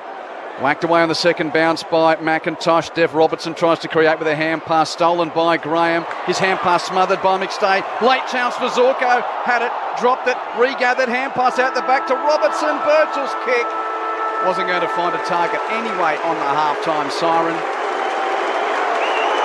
And that's a half a footy that, well, even if you've got Tiger eyes or Lion's eyes, certainly if you've got unbiased eyes, it's been a fun game of footy to be a part of in the first half. It was Richmond leading by 8 points at quarter time, but Brisbane has a 7-point lead at half time. The Lions 7-9-51 to Richmond's 7-2-44. Eric Hipwood has 3 goals for Brisbane. Zach Bailey's got 2, and singles for Coleman and Cameron. While for Richmond, 3 goals for Jack Revolt, 2 goals for Jake Arts, and the singles to Jack Ross and Patrick Naish. Just a couple of numbers to help with that assessment. Inside 50s in that quarter, 21-7 in favour of Brisbane. So 21 insides for 4 goals, 4. 7 insides for 2 goals, 1 for Richmond. Overall possessions in that quarter, Brisbane 97-66. Clearances 11-5. Centre bounce clearances 5-2. Tackles 14-11. Free kicks 9-3. All of those stats running Brisbane's way in that quarter. And overall, block your ears, Tigers fans. That free kick count, Brisbane 20, Richmond 6. But it's just a number. The main one's on the scoreboard. It's a 7-point lead for Brisbane. Delve further, if you please, Brad Sewell and Lauren Arnell. Entertaining game, Loz. It's really disappointing. Well, I mean, Brisbane worked their way back into that second half. They played the game in their half. Sorry, in that second quarter. They played the game in their half. Repeat inside 50 entries. Hugh McCluggage being one of the main impetus for that to occur. It just took them a while to break through and really start to put some scoreboard pressure on. But importantly, taking that into this halftime break. You mentioned him, 11 disposals, 8 contested for McCluggage in that term. And it's a time and space he manages to find in that congestion and bringing his teammates into the game and kicking the ball to advantage. He was huge in that quarter, Loz. Yeah, he's a very exciting player to watch, and I know that the shot at goal that he missed at a crucial point of that quarter, I know that there could be criticism for him not feeding the ball off to a teammate in a little bit of space, but I felt in that moment of time, a player of his quality, you'd expect to finish that goal, and I actually really like that he went back and had a shot, because it'd been quite manic play and high pressure play, so sometimes when you give off those passes, you're actually inviting a turnover where I can't remember which teammate it was it Bailey? Dev Robertson. Dev Robertson, sort of about 40 metres out right in front of goal, but in those situations, if the ball loops up a little bit, you're actually inviting a turnover and a score the other way, so I actually really like that he slowed down and took the shot himself. In terms of the rest of the field, the Lions have really shifted their ability to defend and slow down Richmond, as we said, throughout that quarter. And now it's really just a case of which team generates more opportunity inside 50, because we've seen Richmond relatively efficient when they can get the ball forward.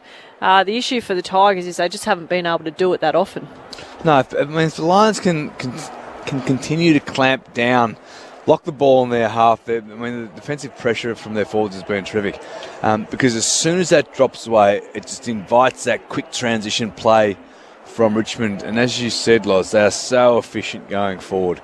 They really make you hurt. Marlon Pickett through the middle, a couple of pieces of play through the middle part of the ground. Whether it's a bit of razzle-dazzle, whether it's a bit of showtime, but that's what Richmond do. The concern for them is that's the only way they're scoring. They're getting smashed in and around the contested ball for the second half, besides the first 10 minutes in which Richmond dominated. Besides that, all 50-50 contests, majority of which Brisbane are winning, which means that enables Brisbane to get the ball forward and lock it in their half. Interesting, our old colleague Peter Schwab, who's well known to the Lions, to the Hawks, to a lot around the place, just on Twitter, he's just tweeted, AFL is now officially called Play On.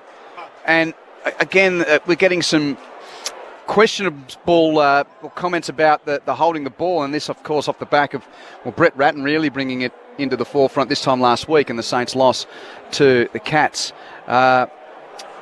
V from Vic says, appalling holding the ball decisions persist as one of them. A couple of others, Dean, like Mitch Robinson, looking like a lion pouncing on his prey. Good line, Pricey, when Mitch Robinson nailed Dustin Martin in that quarter. Well played, sir. Yeah, Mark in Canberra. So some awful decisions that went to Harris Andrews over Jake Arts. Doesn't the ump have to identify whose kick it is? It doesn't matter whether they're all there.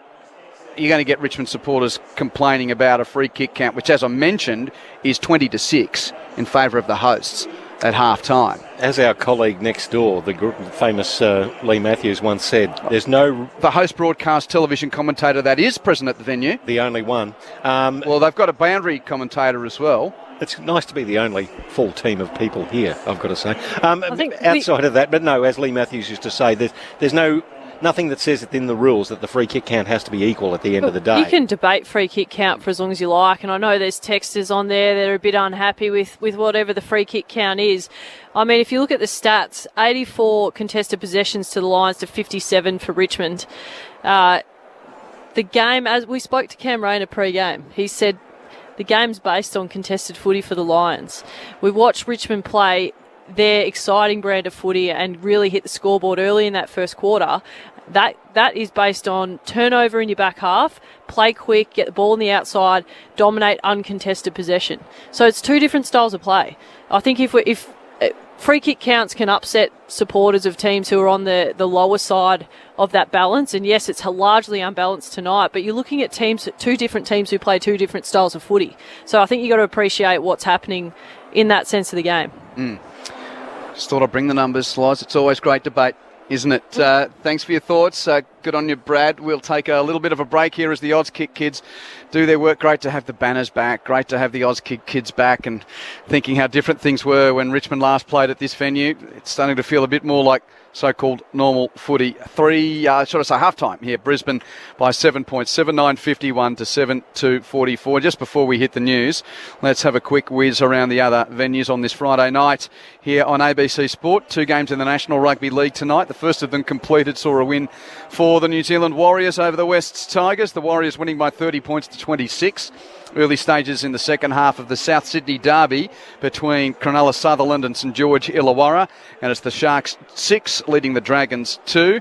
In the Trans-Tasman Super Rugby tonight, the Hurricanes out of Wellington defeated the Melbourne Rebels by 35 points to 13, and currently early stages second half, the Highlanders out of Otago lead the Western Force by 20 points to 10. In the A-League, Brisbane Roar has defeated Newcastle Jets by 2-1. A much-needed win for Warren Moon's team, just around that top six, getting close to the end of the preliminary phase there. The Roar right on the edge of that top six, Jets at the bottom of the ladder, so a good win for the Orange there. 2-1 the final score there. Basketball, the NBL's getting closer to the playoffs as well. The Adelaide 36ers battling with the Illawarra Hawks into the final term there. It's the Hawks 81 leading the 36ers 72. And to come later on tonight in the West, the Perth Wildcats to take on the Cairns Taipans. But your main fare is a really entertaining game of footy. I hope you're enjoying it as much as we are. Brisbane, after trailing by 8 points at quarter time, lead Richmond by 7 points at half time. It's the Lions 7-9-51 to the Tigers 7-2-44. You're with ABC Sport and Grandstand AFL, and we'll be back at the Gabba after the latest from the ABC Newsroom.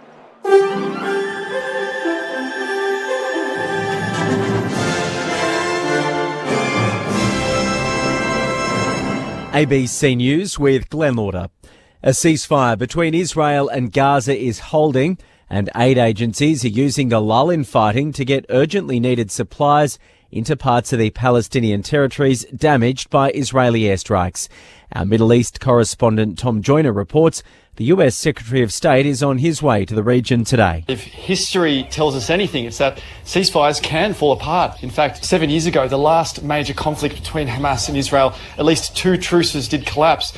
But what this ceasefire will allow is a bit of breathing room for now and an opportunity for Palestinians in the Gaza Strip to regroup. And most importantly, a chance for humanitarian aid to make its way into the Gaza Strip and start to help rebuild lives there. That, for now, is the priority, along with some kind of lasting peace. And it's to that end that the United States Secretary of State, Antony Blinken, says he'll be making his way to Israel in the coming days to meet with leaders from both sides. Passengers waiting for Virgin Australia and Rex flights across the country have faced long delays after the IT system crashed. The outage has been affecting check-in and boarding systems since late this afternoon. Virgin says staff have moved to a manual check-in, causing delays of about an hour. The Federal Industry Minister says it's unlikely a domestic mRNA manufacturing facility will be ready within 12 months. The federal government's searching for companies who can work with the government to build a facility capable of producing the cutting-edge vaccines. Australia does not have the technology to make mRNA vaccines, like the type produced by Pfizer and Moderna for COVID-19. Christian Porter says companies interested are being asked to put forward their proposals. Would be very unlikely to be developed inside 12 months. If someone thinks that they can do it, we're very interested in that. But 12 months, but it would likely be somewhat longer than 12 months. The British government's announced plans for an international surveillance network to help identify new coronavirus variants. The network will also track emerging diseases around the world and their ability to become a pandemic.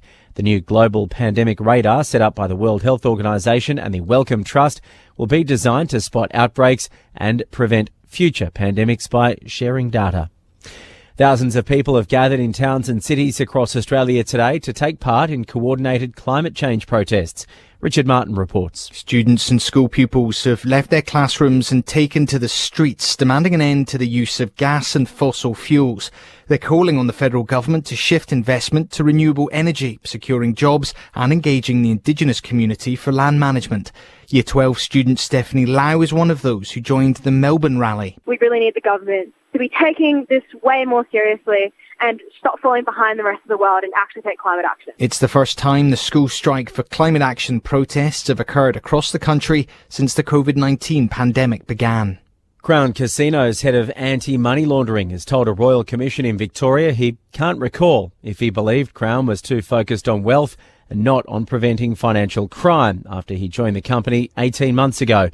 Internal meeting notes provided to Victoria's inquiry into the company show the Crown manager made similar comments last year. Commissioner Ray Finkelstein became frustrated with Nick Stokes when he said he didn't know what he thought at the time. Did you believe that Crown was too focused on wealth rather than the risks associated with money laundering? I cannot say with any certainty that I actually had thought about it in that way. Does that mean you're reluctant to answer the question? I'm not reluctant to answer the question.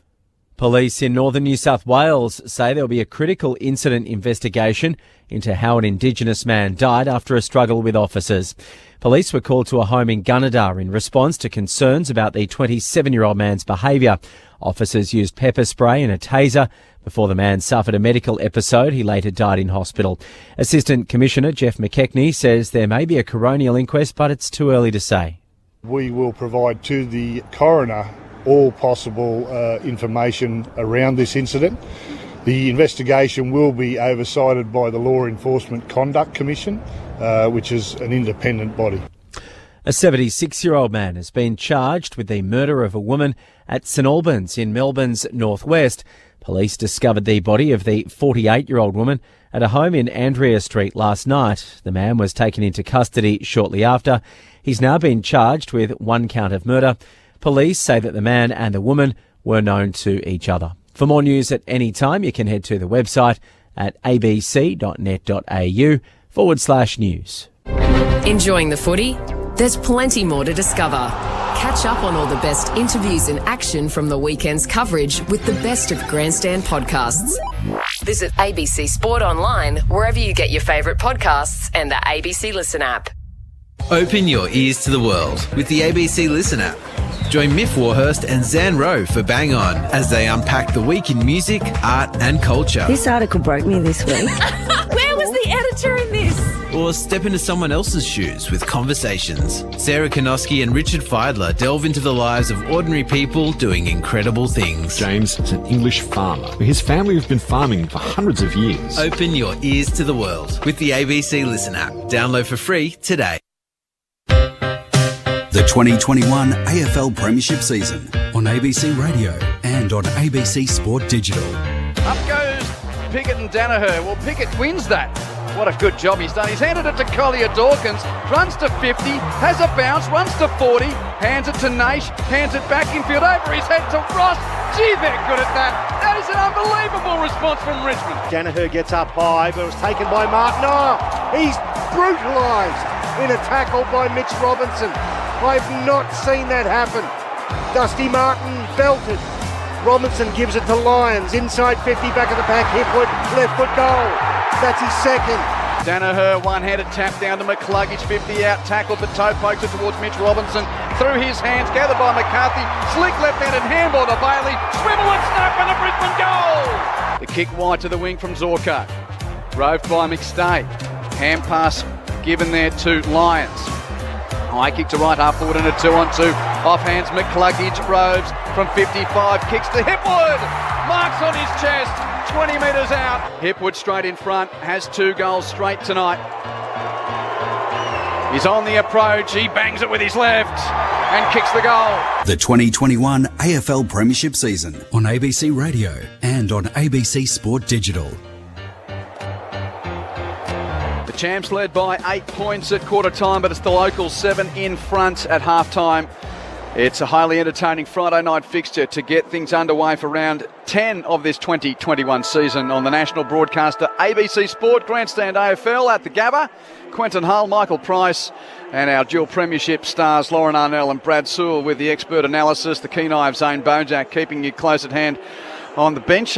Good news for both clubs. There hasn't been too much injury news so far tonight, touch wood, but it's been, well, thrust and parry from two teams that are really getting used to running into each other in big-time games over the last couple of years. And essentially, it's been a yellow and black tail all bar the first week of the finals last year when Brisbane won.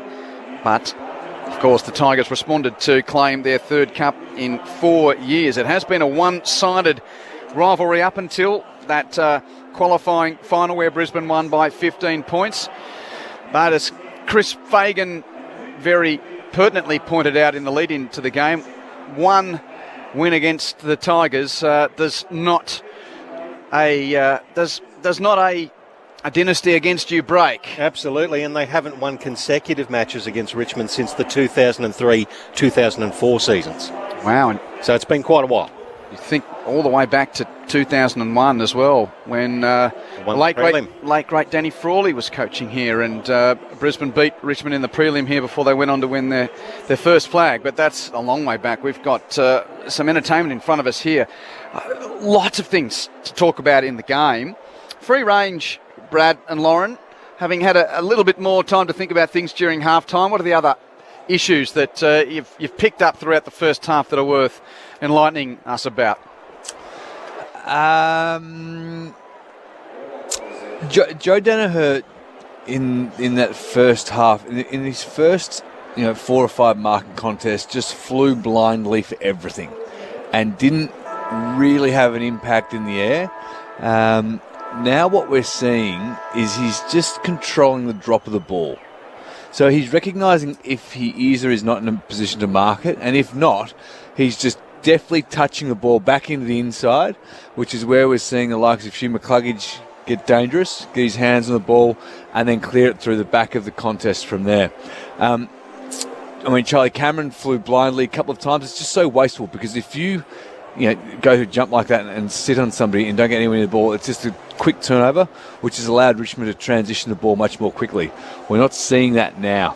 If they can continue to disallow that quick ball movement from Richmond, I'm expecting them to try and change something up. Richmond can't afford just to continue playing the way that they have, because Brisbane have just been able to lock the ball in their half-laws. Yeah, and what I like from Richmond right now, we can see Dustin Martin's gone to the centre bounce. We know how crucial he is to their game. And as we said in the halftime break, the Lions are winning contested footy. So throw Dusty in the middle, start winning your first hands on the ball, take away the Lions' forward half play. That's the progress that Richmond need to make in this third quarter if they're going to swing the game back towards their momentum and their style of footy. So we're not too far away from this second half. The Tigers coming here with a 5-win, 4-loss record. Brisbane has won 5 in a row on a very good stint here in southeast Queensland, having had that game against Fremantle transferred to the other side of the continent. And they've got a game against Greater Western Sydney at the Gabba here next week. So it's a sustained period at home, something that they enjoyed last year during the COVID-hit 2020 season, the Brisbane Lions, before they hit the road for a bit. Oh, the Tigers, I mean, we speak about the Gabatoir. Brisbane has won 20 of its last 21 regular season games here. Of course, only one win out of 4 finals in that period. But, gee, don't the Tigers like it here as well? Having won 12 of their last 13 at the Gabba. Their loss to Brisbane in the first week of the finals. They're only lost here since 2005. Beautiful bounce in the middle of the ground. McInerney missed the ball. Baker didn't for Richmond. Got it onto his left foot. Kicked it to centre half forward. Starcevic dropped a juggling mark. Ball hits the deck. Tigers with a chance. Marlon Pickett. Underground handball looking for Martin. Enter McCluggage. Beautiful hands to the run of Matheson. Has a bounce in the centre circles. Long kick inside 50. Beautifully read by Bolter. Strangely didn't mark it. It was a kick mid-air. And it was marked, strangely enough, again on the arc of 50 by Broad. They play on. McIntosh, long kick down the outer side. Jake Arts, he roves, toes it forward to the arc of 50. Tackled by Rich into the ground. He lets loose the ball. Zorko picks it up. Handball to McCluggage. Could have been hit high. Let loose the ball as well. Now Baker evades traffic. Gave it to Pickett. He's tackled by one arm. Swung around. Still managed to kick. Bouncing. Some odd stuff in that. One behind results to Richmond. 51 plays 45. It's one straight goal the margin. Some odd plays early. A few things to scratch your head at there, weren't there? It's a very good job from Marlon Pickett to get his boot to ball there with only one hand to direct it down to his boot. Now Rich is taking quite the time inside the goal square to work out what he's going to do. And he has to go short to Mitch Robinson in the pocket. Robinson will kick it to Coleman. And Brisbane, chip mark, get it to Hard on the flank at right half back, 50 out. It's still deep in defence. Coleman kicks high down the line. Then Curvis and McInerney, the tall timber, but guess who arrives? Oh, man crush on number 21 for Richmond. Noah Bolter, what a game he's playing. Super impressive. On the wing, Bolter kicks back into the pocket. Not a great kick, though. Lynch was caught behind, and Andrews in front takes the mark for Brisbane. He's going to chip it backwards to Rich in the goal mouth. He kicks it across the face of goal to Adams, the ex-Bulldog, in the left back pocket. Turns it over. His kick doesn't find the target of McCluggage. Arts juggles and intercept for Richmond. 60 out at right half forward. Stagnant stuff here. So Arts just chips it back to the pocket. Revolt gets all over the back of Zorko. No free kick. Baker plays on with a hand pass to Martin. Tackled by Lyons. Holding the ball. Mitch gets him. Jared Lyons gets him. Dusty pinged holding the ball twice in the one night. I've just about seen everything now, Q, as Daniel Richard, typically long left footer to the outer side off the hands of Hipwood. Tigers with a chance there. Arts. Baker chips in, grabs the ball and was absolutely crunched by Matheson. They didn't like it, the Tigers, but that was a hard and fair tackle by the Beast. He goes on with it a little bit too. He likes a little bit of it, and there's going to be a throw in it. Right half forward. Game very physical. Lions by 6 points. The throw in, McInerney versus Nankervis at the foot of the pack. Archie beautifully tackled into the ground by Jack Graham. Ball spills across the arc. Arts, handball, Nankervis back to Graham. In traffic, Collier Dawkins back to Martin. Standing start, McIntosh from 50. Now Lynch flies, fisted away by Harris Andrews, front and centre Matheson, and he scrubs a kick outside attack, defensive 50. Gathered by Hipwood, but he's tackled and dispossessed by Astbury. Picked up by McIntosh, kicks Richmond back to full forward. Back with the flight, McInerney almost the mark. But rode by Richard Brisbane, hands it out the back to Andrews. He chips it to Robinson. Footy is played pretty much all in that Richmond attacking 50 at the moment. Brisbane really struggling for the exit. Robinson looks one way, the other, goes back towards the right back pocket, then kicks hopingly to a 2-on-2 on the half-back flank. McCarthy gives away a free kick for grabbing onto Broad. Tigers fans might have heard that one-sided free kick count at half-time. They're into the umps. Broad's kick infield on the 45. Naish gathers on the bounce. His hand pass puts the teammate under pressure. McCluggage does the wrapping up. No prior on that Richmond ball carrier in Graham, who was swamped upon. And it will be a ball up on attacking 50 for the Tigers. Brisbane leading by a goal at 7-9 to 7-3. Nankervis smacks it across the arc of 50. McIntosh trails it. He bumps into Daniel Rich. Coming back, McCarthy. He gives it to Jared Lyons. He just hacks a kick forward. Matheson tackled off the ball. Now it's with Starcevic. Starcevic, his handball misdirected. Baker. His kick was actually smothered by Jared Lyons. It propels towards the boundary line. McIntosh again. Off his hands, Jared Lyons. It's smothered off his boot by Baker. Desperate stuff both sides. McCarthy picks it up, throws it onto his left boot, kicks it out of bounds on the full. And yes, at the Gabba, that crowd noise you heard, the applause, was for a Brisbane Lions error. It's going to be a Richmond free kick. Oh, no, hang on. It must have gone over the boundary before he kicked it, Michael. Touched off the boot, therefore it's a throw-in, Q. Yep. Sorry. Throw in at right half forward for Richmond. Spiked out of the stoppage by Zorko to the wing for Brisbane. But Floston and Lyons are there. Over the line it goes. Why are we seeing this arm wrestle? It's great intensity, great pressure by both sides. Neither can break free into any space. Really having a physical crack at each other, these two. Nankervis to the front of McInerney, taps down, but Zorko plays tackler on Graham. No exit. Physically, Brisbane are trying to assert themselves. We've seen the way that they're tackling, and Richmond are desperately trying to get it out into that open space. It's real arm wrestle at the moment. And Curvis clean possession, hand pass spiked away by Lyons at Brisbane, but back of that stoppage, Pickett picks up for Richmond, hand pass beyond Castagna, over the boundary line, throw in. So just the one behind through 6 minutes of this third quarter, scored by Richmond. It's Brisbane 7-9-51 to the Tigers 7-3-45. But already the inside 50 count 5-1 Tigers in this third term. Throw in out of side. McInerney fell over. Nankervis kept his feet, got the ball. He's turned it over though. Jared Lyons gets it onto his right shoe. It's a bit of a scrubby kick, and that was a skill error. And the ball's actually, it's been paid as deliberate. Q takeover. That is just wrong. Astbury's got the ball at right half back for Richmond. Kicks it to the wing. It skims away from Baker. That's deliberate too, if that's the case. Now, fair dinkum get this rule out of the game. It's just ridiculous. And I'll throw it in on the outer side. The footy's too good to be too angry just yet. Sorry, mate. The deliberate rule does my head in. Zano. Yeah, if you think Pricey's angry, you should have seen Chris Fagan on the bench, boys. He was absolutely livid. Yeah, good on you, grumpy Uncle Chris. Ball on the outer side, kicked off the ground by Castagna to right half forward, close in there. Was that a attacking the legs free kick? Yes, it is. It's against Archie because he dived under the legs of Castagna. So it will be a free kick to Richmond. We've just got this real arm wrestle to start the third term after we've seen some really free-flowing footy. He chips it backwards to Astbury, who's on the wing. He'll kick Richmond high into the pocket. Adams coming out for Brisbane. Great defender's mark, backing himself in front of the leading Lynch. He had a difficult first quarter with Rewalt scoring 3 goals against him, but he met that ball full chest. It comes across the face of goal, finds Harris Andrews in the other back pocket. Takes the mark, saunters away. He puts it into the path of Kadeem Coleman. It bounces in front of him, off his knee. Could be out of bounds on the full. No, off his knee means it's not out of bounds on the full. So it's going to be a throw-in in front of the commentary box here. It is Brisbane by 6 points.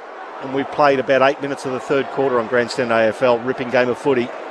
Opened up with plenty of scoring, but this third quarter's a real tight affair. McInerney. Front position, double hands it down into the path of Mitch Robinson. Handball Matheson into the path of Dev Robertson. But he's over the boundary line right in front of us, and we'll have another throw in. Just some desperate stuff here. The tackling stats, 33 Brisbane, 35 Richmond. They're both up. Throw in true members wing. McInerney and Nankervis share it, tap towards the boundary line, and Castagna can't keep it in. Pickett can though, but he can't pick up the ball. Lions for Brisbane. Handed it to Robinson. Rush kicks out of bounds on the full. Gee, the pressure's through the roof here.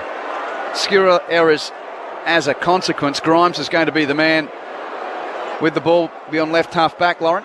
Richmond just taking away Brisbane Lions game now. Lions are a front half team and Richmond really dominating the forward half play in this quarter. Grimes runs infield and kicks to half forward. Presenting at the front of the pack, Lynch can't mark. Dev Robertson roves, hands it to Mitch Robinson. Brisbane's ball at right half back. Robinson hands it to Rich. His kick to the bullseye misses its target. Picked up by the Tigers. Little chiselling pass there is marked by Castagna, receiving that from guess who? Bolter. Castagna kicks for Lynch. Marks it 30 metres out. Dan Rich turnover and bang! They whack you on the re-entry, Sully. It was a Rich turnover. That should have been a Brisbane Lions inside 50 entries. A bit lazy, Rich. Noah Bolter really calmly lowered his eyes. Would have been well within his rights and looked like he was going to blaze away. Lowered his eyes, which enabled Lynch a little bit more time to work hard to get back through the 50 into space. Tom Lynch hasn't kicked a goal tonight. 40 metres out, slightly right-hand side, whacks it through. Scores level at the Gabba. 8-3-51 Richmond. 7-9-51 Brisbane. Lauren Arnell and Brad Sewell. Well, you mentioned Rich's turnover by foot. Noah Bolter's been so impressive so far tonight. 14 disposals, 12 of those kicks. He's taken 7 marks, and it's still early in the third quarter. His ability to peel off and read the ball quicker than anyone else has been exceptional, and because of that turnover in the middle of the ground, Harris Andrews wasn't able to locate Tom Lynch at all, didn't get anywhere near him, and it's nice to have that amount of space as a forward, and Lynch, as he does well, finish really nicely, especially when his team needs it. Because Richmond's pressure around the ball has been so much better, it's enabled now Dusty Martin to go forward, playing out of the goal square. It's so critical that the Tigers midfield just hold their own against Brisbane here at the moment. Well, let's see what happens. Umpire Chris Donlan has the ball and has bounced it to extra cover. Yeah, done it at right angles. So we'll do it all again. Take 2, places everybody, and we'll do it again. Nankervis takes it out of the ruck and a 25-metre handball forward, picked up by Daniel Rich. He is belted into the ground. The ball's loose across the back of the centre square. Baker loops a handball over to Mitch Robinson, inspired, grabbed it, handball to Zorko. Under pressure, tumbling ball into the centre of the ground. Bolter has to take 2 Brisbane Lions to take him down in Dev Robinson and Kadeem Coleman, the big man. It's going to be a ball up on the other side of the centre circles. Tossed in the air, Nankervis palms down, roved by short of Richmond. Quick kick to half forward on the head of Rioli, spoiled by Archie. Rioli goes again, it's on the deck, stolen by Brisbane's Bailey. Hands it out the back to Rich, and the bullseye kick to half forward. Very wide mark by McStay. Hit the ground running, handed it to Zorko. Kick in the pocket is over the head of the leading Cameron and marked by Broad of Richmond. Kicks it across the face of goal. Hooley marks uncontested in the left back pocket. Hands it off to Short. Runs beyond defensive 50. Kicks Richmond to the spaces of the wing. It bounces favourably for Adams of Brisbane, who just bangs it hopefully back towards half forward. It pitches, almost got over Nank. Oh, he touched it and then he falconed it. Get that to the A-League, and then he gave away high contact free kick on Matheson. 60 out for Brisbane. Chips it to Danaher inside the centre square. He's going to play on Big Joe and go, go, go from 60 to the line before touched over for a point by Broad. That was going through the middle, but Broad got there in the nick of time. That gives Richmond the lead, 8-4-50. Brisbane the lead, 7-10, 52 to 8-3-51, Zane Bojack. Yeah, Liam Baker's got a real problem with his right shoulder. He was carrying it for a long time on the field. He's come off and he's being looked at by the doctors right now. Pickett took the mark on the outer side. Handball off to Lynch. Long kick to half forward, 1-on-1. Dusty Martin versus Starcevic. Starcevic belts the ball over the boundary line. Much to the applause of the Brisbane fans. There'll be a throw in at right half forward for the Tigers. They're trailing by a point. 13 minutes gone, third term. Ripping game of football on a Friday night here in Brisbane. Danaher in the ruck against Nankervis from the back position. Thumped it down, Starcevic. Tackled by Martin. The ball stuck underneath and there'll be A ball up on the arc of 50. Well, they did it really quickly too. Danaher got the hands down. Daniel Rich for Brisbane. Standing start, left foot, kick to the outer side, beautifully read by Vlosten. He couldn't quite get the handle on the ball though. It went over the boundary line. We'll get a throw in on the Stanley Street wing. Just having a look at coach Damien Hardwick for Richmond on the big screen. Looks a little concerned with the Tigers down by a point. They wouldn't be too concerned after last week. They were 5 goals down and still stormed home over GWS. Danaher and Nankervis in ruck. Pickett does the roving from Richmond, just tunnels it hopefully. Off his hand past a half forward, picked up by McCluggage of Brisbane. Hands it through Danaher to Zorko. They've got some space here, the Lions. Zork with a short pass marked by McCarthy in the middle of the ground. Kick to half forward. Coleman marks. Hand passes to McCluggage. He started it. He won't finish it. Well, it will, but not the finish he desired. His kick is across the face and slews over the boundary in the pocket next to the behind post. Charlie Cameron just saying to Hugh, have a look, mate, I was there. Scoring's dried up.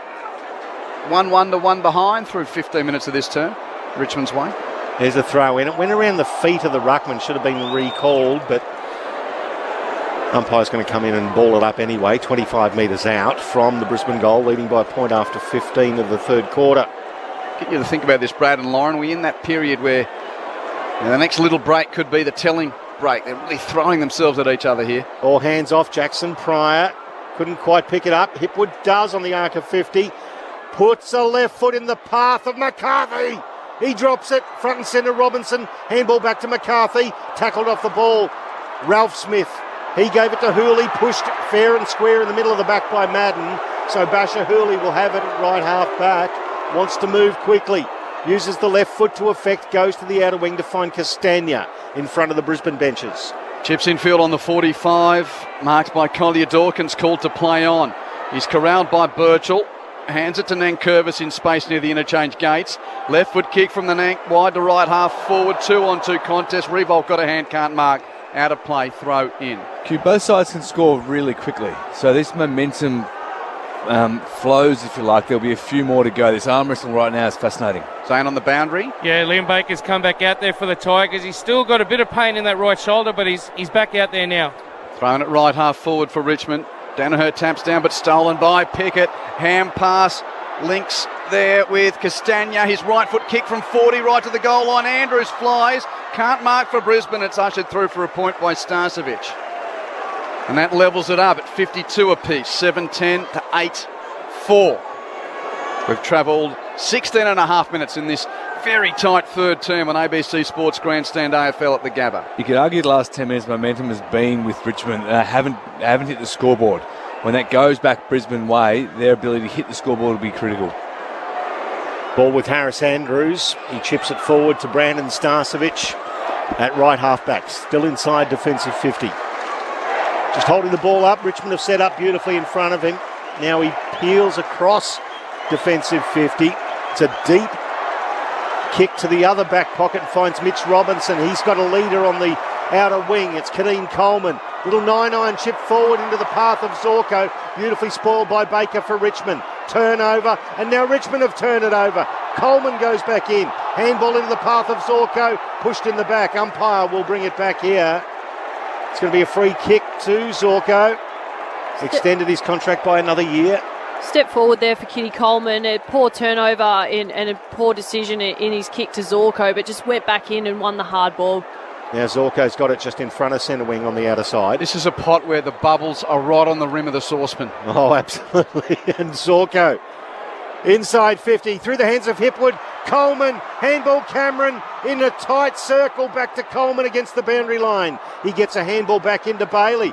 Close traffic, left foot, outside of the right foot in fact. It's a goal. Oh, Bailey gets his third.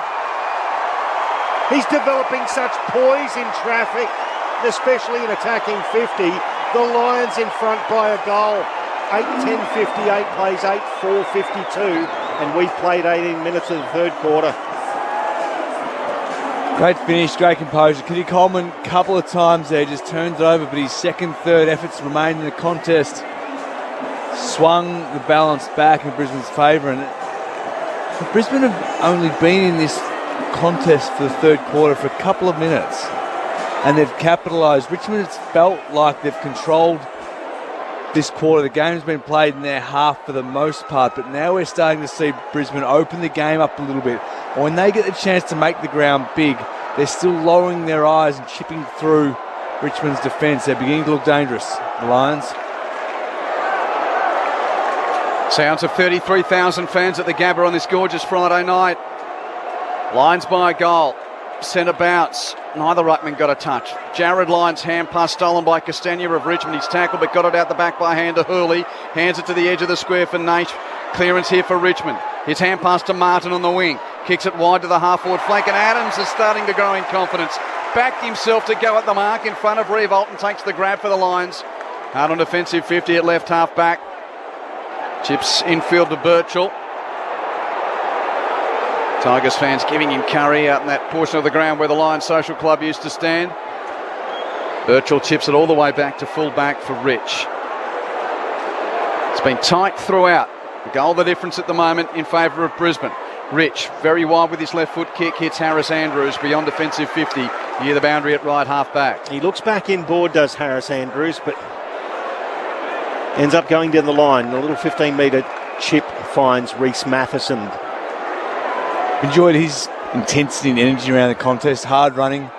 It's been important for the Lions. It's what he will bring to the contest at minimum, Reece Matheson. Intent. That's a good mark, speaking of intent. Eric Hipwood made his way to the front of the pack and took the mark right on centre wing commentary side. Now he goes laterally and finds Birchall. He's got a man in the middle, and that is Daniel Rich, the designated kicker. Goes out to the outer wing, finds Marcus Adams. Time to slip over and have another crack. The right foot kick is in the path of Madden, who's got speed to burn. Gathers from 30 from County Dublin. He has belted it through for his first goal in AFL footy. Look at him get around James Madden. The crowd go bananas here at the Gabba. 9-10-64, 8-4-52. That's what he was brought into the side for. Little bit of tool. And then he got some wheels. He just cupped the ball in his right hand in the way that he does and burns Richmond. That is fantastic finish. Exact opposite of Jay Madden v S Ren at Waverley. This Jay Madden ain't that Jay Madden. And you think about the guy he's replaced, which is likely Ryan Lester he's come in the team for. Lester doesn't get that offensive. Madden's had a really nice game coming into this team as an injury replacement, and you just look at the way the Lions are starting to open up the ground. They've identified that slower forward ball movement wasn't quite there. Birchall and Rich are able to find a bit of space in the middle of the ground, and we know if the Lions see either of those two guys with any room in the middle of the ground, the ball's going back to them. Is this the little break in the game? 2 goals to Brisbane in a row after this really tight third term. Centre bounce, Pickett does well to win the clearance for Richmond. Hands it to Hooley. High kick inside 52 on 2. Off hands, Rich Rose for Brisbane. Got a toe to it under pressure. Dangerous kick, Ralph Smith makes the spoil. Roving, half a chance here for the Tigers. Flipped infield, Ralph Smith has another go, got bumped off it. Birchall's there, he's tackled, no way through. Ball up in the left forward pocket for Richmond. About 6 minutes of playing time left in this third term. Brisbane 9-10-64, Richmond 8-4-52. Ball thrown up, slapped down. Oh, that's a monster of a tackle on Arts by Marcus Adams. The ball's cleared by Brisbane, but only cut off by Basher Hooley. 60 from his own goal. He looks inboard and he sees every Brisbane player on the paddock in front of him. Now he tries to measure the pass to the lead of Revolt. Big spoil from Harris Andrews. Front and centre was Pryor. Beaten to it by Baker. Handball outside of 50, goes to Hooley again, to the top of the square. Lynch did well, but it was a great spoil. Front and centre Baker, who was tackled high by Archie. In fact, it's going to be Castagna with the ball. And it's going to be a free kick, 20 metres out more or less directly in front. Tigers with a chance to answer. I just love the craft, I guess we can call it, the Richmond small forwards. Their positioning at the front and centre of the contest is just so dangerous and so well practiced. And again, Castagna being able to execute that.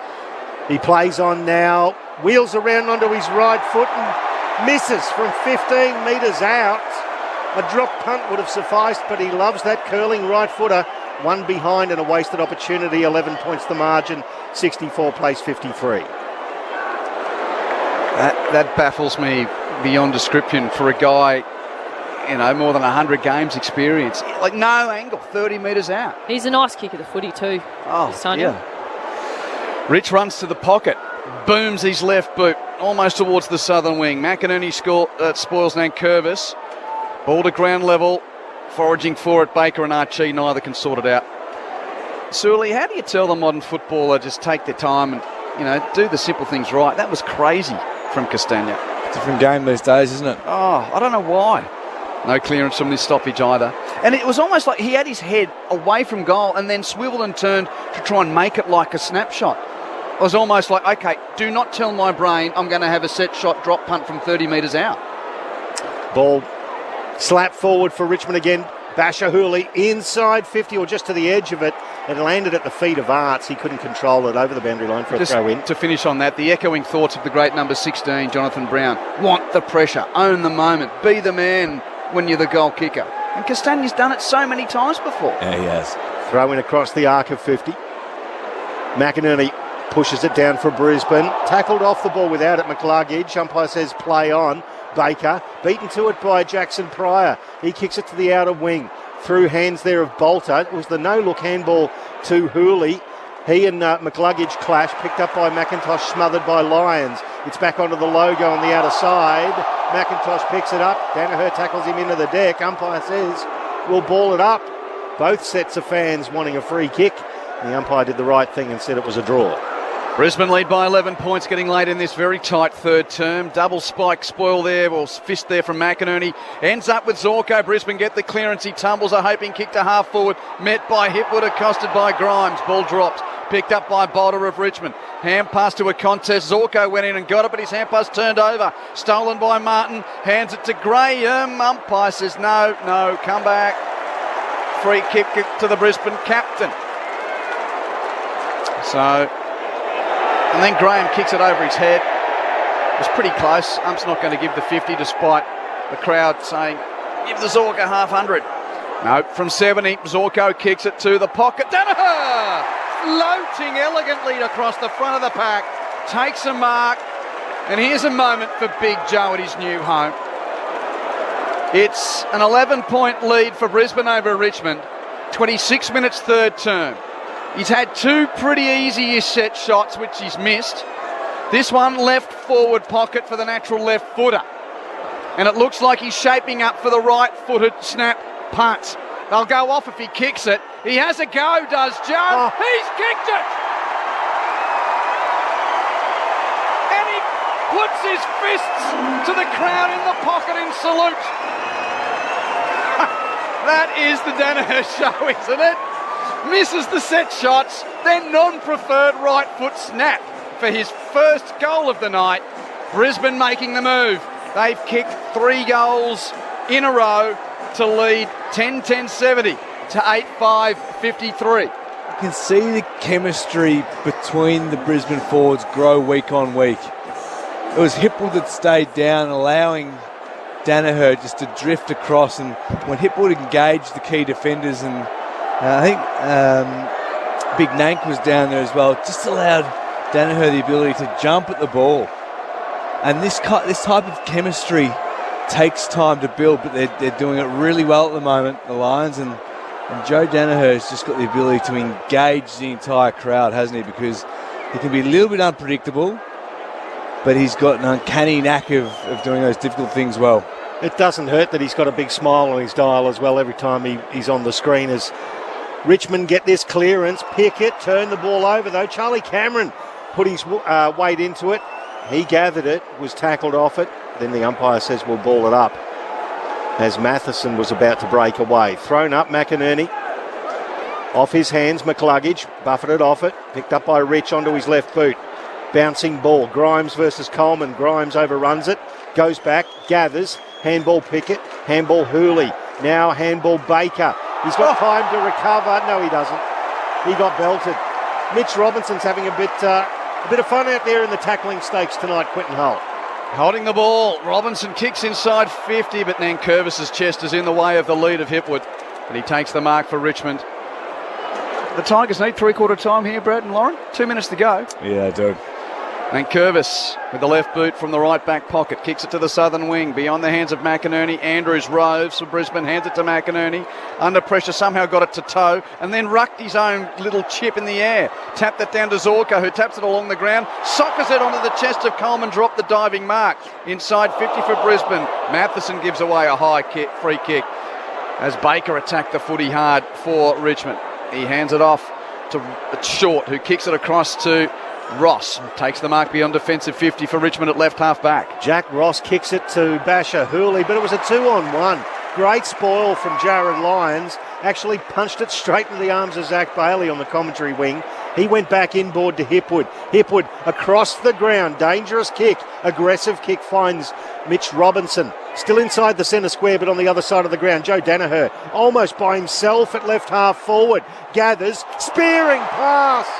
Oh, the big man put it on a platter and onto the chest of Reece Matheson, 40 metres out, 45-degree angle to the left. A couple of big efforts from the Lions there. Joe Lyons to get the defensive spoil on the other wing, and then for the ball to switch out in play and Danaher find himself in that much space. That comes from pure work rate. Reece Matheson, the beast. Only kicked the one goal for the year, taken at number 34 back in 2015. He actually is a good kick for goal, I'll give him that. Standing start from 50. Oh, he's a very good kick for goal. Don't worry about that. And he's come and put his nose right into Liam Baker's nose on the mark. Grandstanding, that's the kind of character he is. But I think that's, again, what he brings to the table, isn't it, Lauren Arnell, Brad Sewell, is that he brings that bit of angst. His nickname is the Beast, for God's sake. It is. It's a nice finish in front of goal. I don't know if I'd be agitating Liam Baker at this point of the game. He's been working himself in nicely, and I really don't think you need to poke the beast of Richmond at this point. Matheson's had a really tidy game. He's won hard footy. He's finished really nicely there, but I'm not too sure about that celebration. The tearing of was it the incredible hop tearing of the shirt? Zorko's right all over it right in that moment. I think he can see the importance of the Lions keeping their cool heads at this point of the game. There's plenty of time to go. Brad, what did you think of it? I like his attitude and I like what he brings to the team, but I don't know that he'll be doing that either. Centre bounce. Neither ruckman with a telling touch, but McCluggage wins the stoppage for Brisbane. Hands it to Lyons. Kick inside 50. Half volleyed by Hipwood to Coleman. 50 out. Hands it to Danaher. 2 steps. 52. This would bring the house down. He leaves it near side for a point. Right on 3/4 time, and there's the vote of the locals.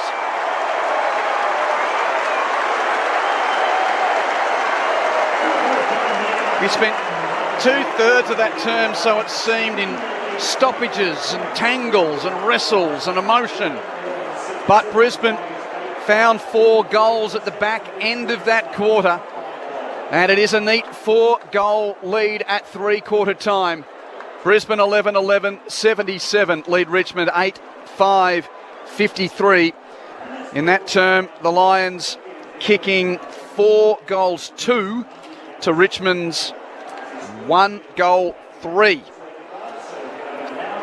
The goal kickers. Hipwood has 3, all came in the second term. Bailey has 3, 1 in each term. Danaher, Coleman, Cameron and Madden, along with Matheson with singles, while for Richmond they're 8. Jack Riewoldt kicked 3 in the first quarter, hasn't kicked a goal since. 2 goals to Jake Arts, and the other 3 are singles to Rosh, Naish and Lynch. So it's 11-11, 77 to 8-5, 53 in favour of Brisbane at 3/4 time. Quick whiz around the other venues on this Friday night on ABC Sport. Earlier tonight in the NRL, the Warriors 30 beat the Wests Tigers 26. Almost full time. Oh, it might be going to Golden Point there. It's 12-all between Cronulla and St George Illawarra. Very close to the end of that game. In the rugby tonight, the Hurricanes beat the Rebels 35-13. The Highlanders have beaten the Western Force 25-15.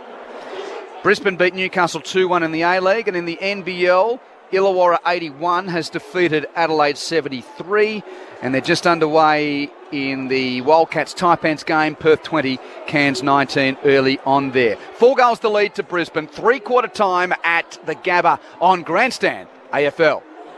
If you're not going through an emergency situation right now, it might be the perfect time to explore the all-new ABC Emergency website.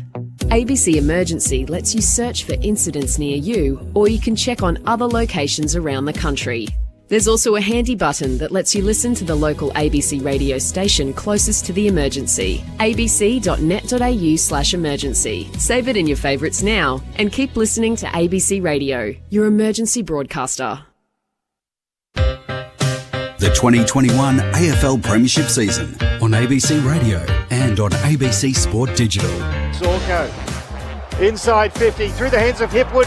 Coleman, handball Cameron, in a tight circle, back to Coleman against the boundary line. He gets a handball back into Bailey. Close traffic, left foot, outside of the right foot in fact. It's a goal.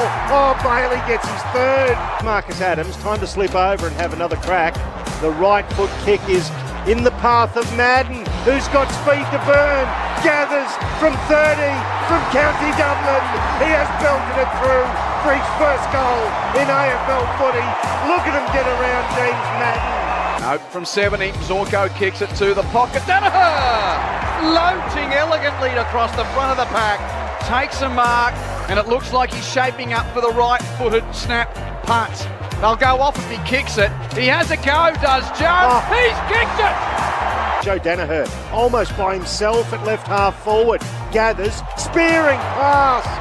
Oh, the big man put it on a platter and onto the chest of Reece Matheson, 40 metres out. Standing start from 50. Oh, he's a very good kick for goal.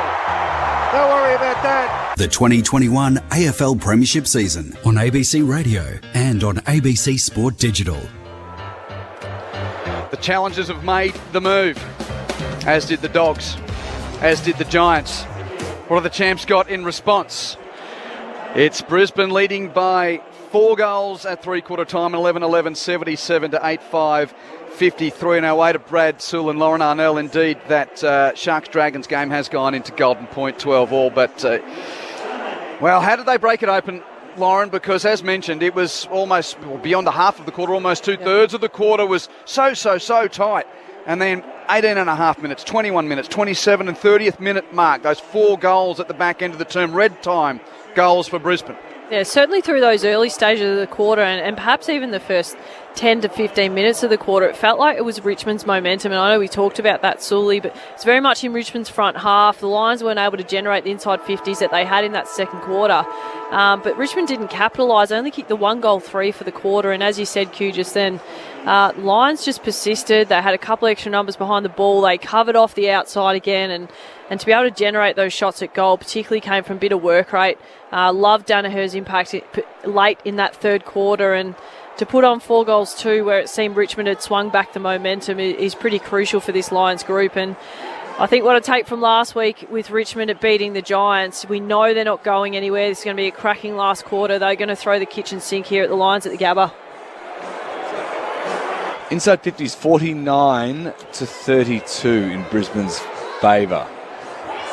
Richmond are in this game because of their efficiency, because in that quick transition, they're so good and so dangerous when they're given time and space to move the ball.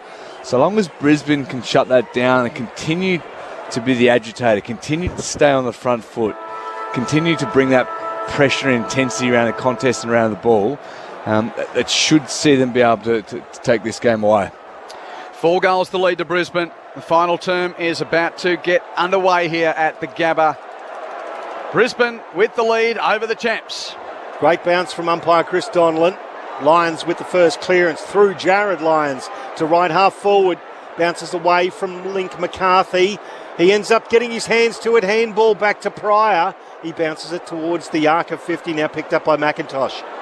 Big kick towards the outer side. It bounces nicely for Tom Lynch. He got the handball to Rioli. Now back to Ralph Smith. Little 9-9 into the path of Jack Revolt, who got away from Adams and will have a shot from 45 out on a slight angle to the left. Perfect start for the Tigers. Individually to 3-quarter time, McCluggage 23, Rich 21, Zorko 20, Lyons 20, Short 19, Hurley 18, Bolter and Baker, 16 for Richmond. This will be Riewold's 6th disposal. After he kicked 3 goals in the first term, he's been relatively quiet since. He launches this one though. It goes across the face, fades late. 1 behind results. So it's a 23-point margin now. Brisbane leads 77-54 after a minute of the final term. And Rich pondering his options with the injection for Brisbane. Taking quite the ponderance over it now. He just steps beyond the goal square and kicks as long as he can to right half back. Oh, wonderful fly and mark to Bolter. Did he carry it to ground? No, not paid. He roved it and tapped it to the advantage of half forward anyway. Lyons is over the top of Arts to lock it up. And it will be a ball up. Gee, he had 90% of that, Noah Bolter. He's had a big night. Now we're getting a look on the replay. Jeez. Oh, his head sort of knocked it out of his hands as he was coming to ground. Jared Lyons close to the boundary. Toes it to the advantage of about 10 metres of his team. Broad takes it out of play. Yeah, Bolter, key defence, 3rd most touches, 16 disposals, 7 marks, 3 of them contested. He's had a big game. Throw in left half forward for Richmond. McInerney wins the clearance, tumbles a torpedo to right half forward. Grimes punches the ball away from Hipwood and sees it out of play, and we'll have a throw in 60 from the Lions goal. They're attacking the school end in this final term. Crowd murmuring in anticipation. What's to come in this final term? Boundary umpire has the ball in hand at right half forward for the Brisbane Lions. Just grabbed out of the ruck by Nankervis, uncontested. Handball to Ralph Smith to the run of Basher Hooley. They've started well, the Tigers. This handball lands with Short. Oh, they gave it back to Hooley, who was confronted by Dev Robertson. They turned it over, picked up by Starcevic, looping handball to the outside. Zorko, he spears a pass into Danaher, spoiled away from him, onto the logo outside. Arts, handball over to Bolter, who can't handle it. Lyons tackles him. Now Baker gets involved, back to Ralph Smith. The mulleted one, inside 50. Beautifully read by Harris Andrews. He just held Tom Lynch at bay and took the defensive mark. Andrews at fullback, called to play on. He just lopes a few steps to the pocket, kicks long to the southern wing. McInerney and Nankervis, neither can mark, close to the line, out of play. Little composure by either side at the moment, just frenetic pace, almost like what we saw at the beginning of the 3rd quarter. Brad Searle on Grandstand AFL. It's Brisbane by 23 points. Bit of a wobbly throw in. Nankervis gets to it. He's tackled by McInerney. And the umpire says, I'll have another ball up. I don't know with that run and handball, though, for the Tigers, though. They look like they're just showing a bit more intent there. Yeah, they've come so close, haven't they? Brisbane have just done enough just to unsettle and dismantle that transition. McInerney's tapped down, roved by Baker, and under pressure he kicks it out of bounds on the full for Richmond. So a free kick will be taken by Jared Lyons for Brisbane, just defensive side of the southern wing. The Tigers led by 8 points at quarter time. It was Brisbane by 7 at the half and 4 goals at 3/4 time. Currently a 23-point lead to the locals. Long kick goes to half forward for Brisbane. It's picked up there by Basher Hooley for Richmond. Long kick to the outer wing. Riewoldt flies from behind. Couldn't take the mark. Rich at ground level gave it to Starcevic. Handball back to Jared Lyons. From a standing start, he kicks to right half forward. Off hands, Hooley overruns it. Charlie Cameron tracks the ball to the boundary line. We're going to throw in at right half forward. Sharks have won that Golden Point game, by the way. 4 minutes in, Chad Townsend's kicked a field goal for the Sharks to win at 13-12 over the Dragons. 23 points the margin here at the Gabba. Nearly 5 gone in the final term. The Brisbane Lions lead. Throw in. Zorko sold the dummy, had a ping from 55 and put it across the face of goal. Just showing us the spark of Zorko the magician there. 11-12-78. Plays 8-6-54. We're back to 24 points. Brisbane lead. 5 minutes travelled in this final term. Hooley has a bounce to the left back pocket and uses the left boot to kick long to the southern wing. Adams got a hand revolt trying to track it out the back. He taps it to the advantage of his team, but no one there. Pryor gathers for Brisbane, tackled by Collier Dawkins. And the umpire says, again, Jackson, your name is Pryor, but there is none, to get rid of the ball. Gee, that's going to be a well-worn record by the end of his career here, Price. We better think of some new lines. Ball on the outer wing. Sully and Lauren just rolling their eyes. I can hear it on the radio. Robertson, that's Devon. on the wing, kicks inside 50. Bolter fists it away from Danaher.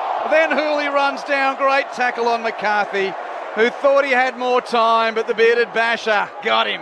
Great tackle. There was a ripper too from Basher Hurley. He finds Camden McIntosh in the other back pocket. McIntosh to Naish, Patrick Naish, son of the Tigers' Chris. He turns the ball over though. The kick did not favour Jake Arts at all. Jared Lyons faded back and took the saving mark on the commentary wing. He comes more towards the boundary line. Finds Birchall. Birchall just waits a left footer. Zorko was in two minds, and when he made up his mind, he went with the ball and took the mark. He's 70 from goal at left half forward. He pops it up to the pocket, looking for Hipwood. He flew, landed on his backside. The ball went over the boundary line. We'll get a throw in the left forward pocket. The next challenge for the chemistry between Hipwood and Danaher is to ensure that separation. They both were in the same marking contest, and chemistry was just a bit off. One needs to stay down and engage so the other can float across. When you do get that together, it's a bit of a waste of space, isn't it? Or too much space. And Curvis hand passed it to Dev Robertson. Brisbane half a chance, turned over though. Pickett in the pocket, just got rid of it. Hand pass to Naish. McCluggage tackles him. Naish had an air swing with his attempted kick. Play on. Jared Lyons picks it up under pressure. His kick stolen by Nankervis, and little Bailey's all over him. Great tackle. This game's about to break. Brisbane kick the next one. I reckon it's done. Concur or otherwise, Lauren and Brad. It's a 4-goal lead at the moment. Yeah. I know how good the Tigers are, but they're playing on the Lions deck off the back of a 5-game winning run and off the back of breaking the drought last year. Danaher snaps it to the goal mouth. Asprey's tackled by McStay. Dropped it. Play on. Bailey somehow emerges and kicks his 4th. Brisbane lead by 5 goals.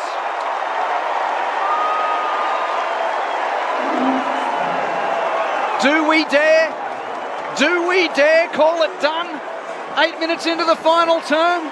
I think the Lions could sense what you're sensing there. Just create an opportunity, keep the ball moving, keep the pressure up inside 50, and the smart, quick kick from Danaher out of congestion. And gee, if there's anyone else on this ground who knows how to kick a goal, Zach Bailey knows where the goals are. His ability to move quickly and his agility within congestion as well. Just find space where sometimes there's not. Sully? It's a clever piece of play, because it was almost a soccer goal. He stopped the ball with his foot, waited for it to pop up again, and kicked it off the ground. He was clever. Exceptional player. He was 9th in the best and fairest for the Brisbane Lions last year, and he thinks he's taking yet another step forward now. As the Gabba crowd are really enjoying this particular part of the game, it's 5 goals now. Nankervis versus Big McInerney in the middle, and we'll call it a draw. The ball stuck between them, and umpire John Howarth is going to come in and give us a secondary ball up. Nankervis gets this one out, but it's taken at the back of the pack by Birchall, who crept up. The left footer bounces in front of Charlie Cameron. He's got Basher Hurley for company. Great tackle, Hurley. Dislodged the ball. Naish now over to Collier Dawkins. Handball to Rioli. Tries to measure a pass to Lynch. Harris Andrews all over him. Front and centre, though, was Archie. Tackled again by Hurley, who has not stopped the ball over the boundary line, though, and we'll get a throw in at right half forward for the Tigers. Basher Hurley, Pricey, as you've called him, he's had a ripping game, particularly from half-time onwards. He's up to the 22 disposals and just really playing his role for Richmond off half-back. Throw on right half forward for Richmond. Nankervis wins that shallow throw in hand pass tapped forward by Collier Dawkins to no great effect. Matheson has it for Brisbane. Rush kick pitched on the boundary line will be thrown in. Oh, no, it won't be. No, he didn't try and keep it in, according to the umpire. That wasn't a skill error. That was just correct call. Red hot deliberate. Yeah. So Ross will take the free kick for Richmond. Very short kick infield, not 15. Taken by Graham. Giving it back to Ross. It was your problem. I'll give it back to you. Ross tackled by McCluggage. Gives it back to Graham. Hassled by Lyons. Kick out in the full. McCluggage and Lyons just absolutely harassing Ross and Graham into error. McCluggage on the infield chip, marked by Pryor. Jackson Pryor at right half back for Brisbane. The Lions leading by 5 goals 10 minutes into the final term. Pryor, 45-degree kick, finds Matheson. He wants to play on.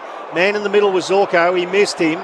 He's got another one on the outer side as Starcevic, who's run a long way up. Now he's got 3-on-1. Tigers will win out here. It's nicely done there by Jack Ross to Collier Dawkins in a lot of traffic. Handball back to Bolter. Bolter measures a kick. Rioli had time to slip over, then get back up and take the mark. He's forward of centre wing out of side. Now he chips it to Vlosten, who's made his way to left half forward. Still 75 from goal. Chips it now to Dusty Martin, who's been relatively quiet by his standards. Wheels around now from 55. Sky ball, top of the square. Lynch. Oh, Tom Lynch. That was brilliant. Great body work. He and Harris Andrews clashed at the top of the square, and Lynch won out with sheer strength. Took the mark on his chest. They just clashed shoulders, and Lynch stood tall. How good is it to see full forwards running into full backs again? Genuinely nutted there, Harris Andrews. Super mark. You don't see that too often, do you? No, you don't. But we've watched Tom Lynch and Harris Andrews have some great battles over the years. Here comes Tom Lynch now. From 15 out directly in front, pops it through for the Tigers. They needed that. His second. The Lions 12-12-84. The Tigers 9-6-60. Back to 4 goals the margin, 11 and a half gone final quarter. Interesting battle, Sully, Lynch and Andrews. I feel like in different stages of the game, each of them have been on top. But how would you assess it in terms of where they're at? Lynch has now kicked the 2 goals won, and Andrews probably had more of an influence through that second, third quarter.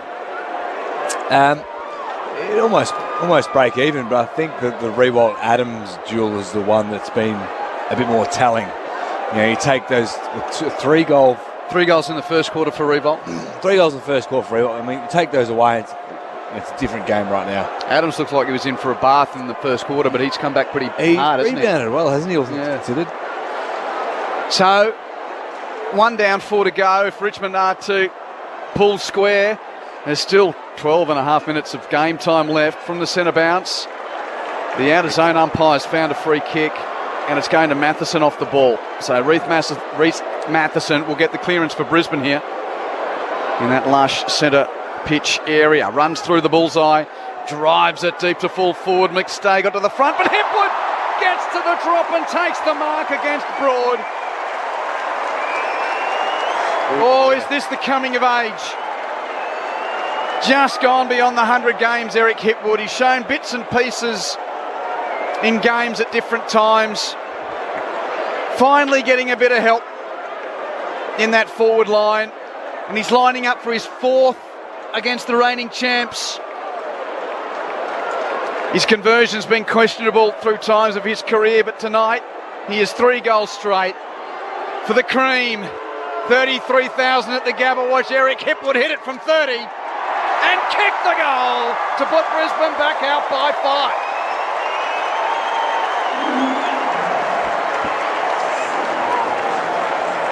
This is where I think the competition will start to take notice of not just one man, but what the structure of the man that came at summer does to others around him. And obviously you're referencing Joe Danaher buddying up with Eric Hipwood, and as we were sort of mentioning with Cam Rayner in the pre-game, Hipwood, I think for Lions fans and people around the competition, people look at Hipwood's height and expect him to take the type of marks he's just taken there against Broad. The size that he is in terms of his height is one thing, but he's actually not a big-bodied tall forward. He's a tall forward who can roam high up the ground and use a really good aerobic capacity to link up. So what that means is players like Nathan Broad have to go to him and give up a height advantage. So that's why he's been able to take a contested mark in a position where everyone's always wanted him to, because he's got to take a smaller player who can run with him. Great thoughts from Lauren Arnell on Grandstand AFL. Back to 5 goals, the margin, the Lions lead. Danaher in the ruck for Brisbane. Got it down to Bailey, tackled by Graham. Dislodged the ball. Collier Dawkins promotes it forward for the Tigers. Jake Arts did well. Got the handball over the top. Bailey, though. He got the ball to Daniel Rich, who was tackled off it. Now it's with the Tigers. Collier Dawkins back to Ralph Smith from 45. Has a ping and gets it across the face of goal. It's out of bounds on the full. It's going to be a free kick in the right back pocket, and it's going to be taken by Harris Andrews. Not in any hurry to take it, just quietly. Called to play on as he just strolls around the edge of the back pocket, kicks it to right half back on the head of Robertson. Broad makes the spoil to thump it back inside, attacking 50 for Richmond, but Rich picks up for Brisbane, hands it to Archie, who's gone back tonight in the whole of Leicester, hands it off there to Dev Robertson. Rush kick to the wing, stolen by Grimes of Richmond. Kicks infield on the head of Arts. Oh, he did well to out point Cameron there to mark, hands it to Baker. Kick is turned over. And James Madden is in the way. Castagna was the intended target. Kicked his first goal tonight in stunning fashion, James Madden. Kicks it to his skipper Zorko at centre half back. Kicks across defensive 50 to right half back to Rich. And it's far from cue in the rack, but it's a controlled passage of football here for Brisbane with a 5-goal lead. Rich to Robertson, Robertson back to Rich as they, Michael, take their time to exit defensive 50 here at the 16-minute mark of the final term, leading by 5 goals. Daniel Rich, 26 disposals coming up. He's averaging 26.8, so he's right on the money at the moment. A long kick down to the outer wing. There's a good clash there. Ball stuck underneath the pair of players. Mitch Robinson, of course, comes up with the ball and the Gabba turf between his teeth, and Asprey as well. Asprey joins the ruck contest. Matheson tackled off it. Asprey goes back in hard. He lost the ball though. Collier Dawkins and Archie. Good contest, the pair of them. Both going for the ball. The ball comes out onto the logo. Mitch Robinson. It's a mongrel tumbling kick towards right half forward. Punched inside 50 by McStay. Bouncing to the goal square. And McIntosh gets back there for the Tigers. He kicks it back to the arc of 50. Jake Arts, who is getting better every week, takes the mark. Well, they're going to pull the trigger, the Tigers. He chips it short there to Baker. Baker kicks wide to Castagna. Takes the mark. Hand pass to the run over the top of Ross. He will deliver to half forward. Intercepted by Archie. It was looking for Lynch. Archie can't mark but robes his own crumb, then kicks it back from whence it came. 2-on-1 for Brisbane. Good job there from Baker to spoil at the ground level. Foraging over it. Ross is there. He's tackled. He's hatching it. No Pryor. Ball up. Have they got the will to really pull the trigger here, the Tigers? It's harder and harder to keep going back to the well, to continue playing this catch-up footy. Asprey wins the clearance, hands it through. Ross to Martin, to Collier Dawkins at right half forward. Near the boundary, hands it to Pickett. He's tackled out of play by Matheson. And Pickett and Matheson just again have a little tango. I think Reece Matheson likes the role of aggro. You go be aggro, Reece. Yeah. And I think he's pretty happy with that job. I think his answer would be yes, boss, no worries. And he's aggroing Dustin Martin at the moment. Yeah, I think he'd aggro anybody, to be honest with you. Speaking of aggro, Starcevic kicks it towards the commentary wing. Zorko, he can't control it. It came off the feet of Jack Ross, who propelled the ball directly at the boundary line. Therefore, the Gabba crowd appealed for it. It's going to be a throw in anyway. Do we add Dustin Martin, who has been picked up by Starcevic when going forward, to the list of people Brandon Starcevic has kept goalless? Because Dustin Martin has been kept goalless with 15 disposals. The throw in. Pickett and Kadeem Coleman collide heavily. Pickett just handballs it out. He got a high tackle as well. And then he threw Starcevic down, and that's not going to be greeted nicely. Watch out. Kev Robertson comes in. Jackson Pryor comes in. James Madden comes in. Actually, you'd be happy of that if you were Chris Fagan. It was the 3 youngsters who came in to remonstrate. Starcevic is going to get the free kick and or 50. Pretty poor from Pickett. It was just a frustrated act, wasn't it, really? And he goes on with it again. Dan Rich gets in his face. And now the big screen shows. Well, actually, that's a bit of a coat hanger. I tell you what, the NRL, that's sin bin in 2 weeks with the crackdown at the moment. I was about to say. That's Jason Tamalolo on Tyson Frizzell last night. Well, not quite around the bridge of the nose. It's not even a 50-metre penalty in this game, so Starcevic will get the free kick at left half back. Oh, watch out. Volandis will be on the phone to McLaughlin. He's turned it over though, Starcevic. Martin picks it up. Lawrence pointing at something. I'll just watch the footy for a sec. Revolt kicks it to Lynch. Starcevic looks pretty wobbly on his feet from that hit. Well, he's got to go off then. No, you can't be. For the HIA. So Tom Lynch has got the footy. Man on the mark is 45 from goal, 45 degrees to the right. And the Gabba fans are just using this opportunity. Harris. He's doing the old car sales. What do they call it? The blow-up man. The blow-up man.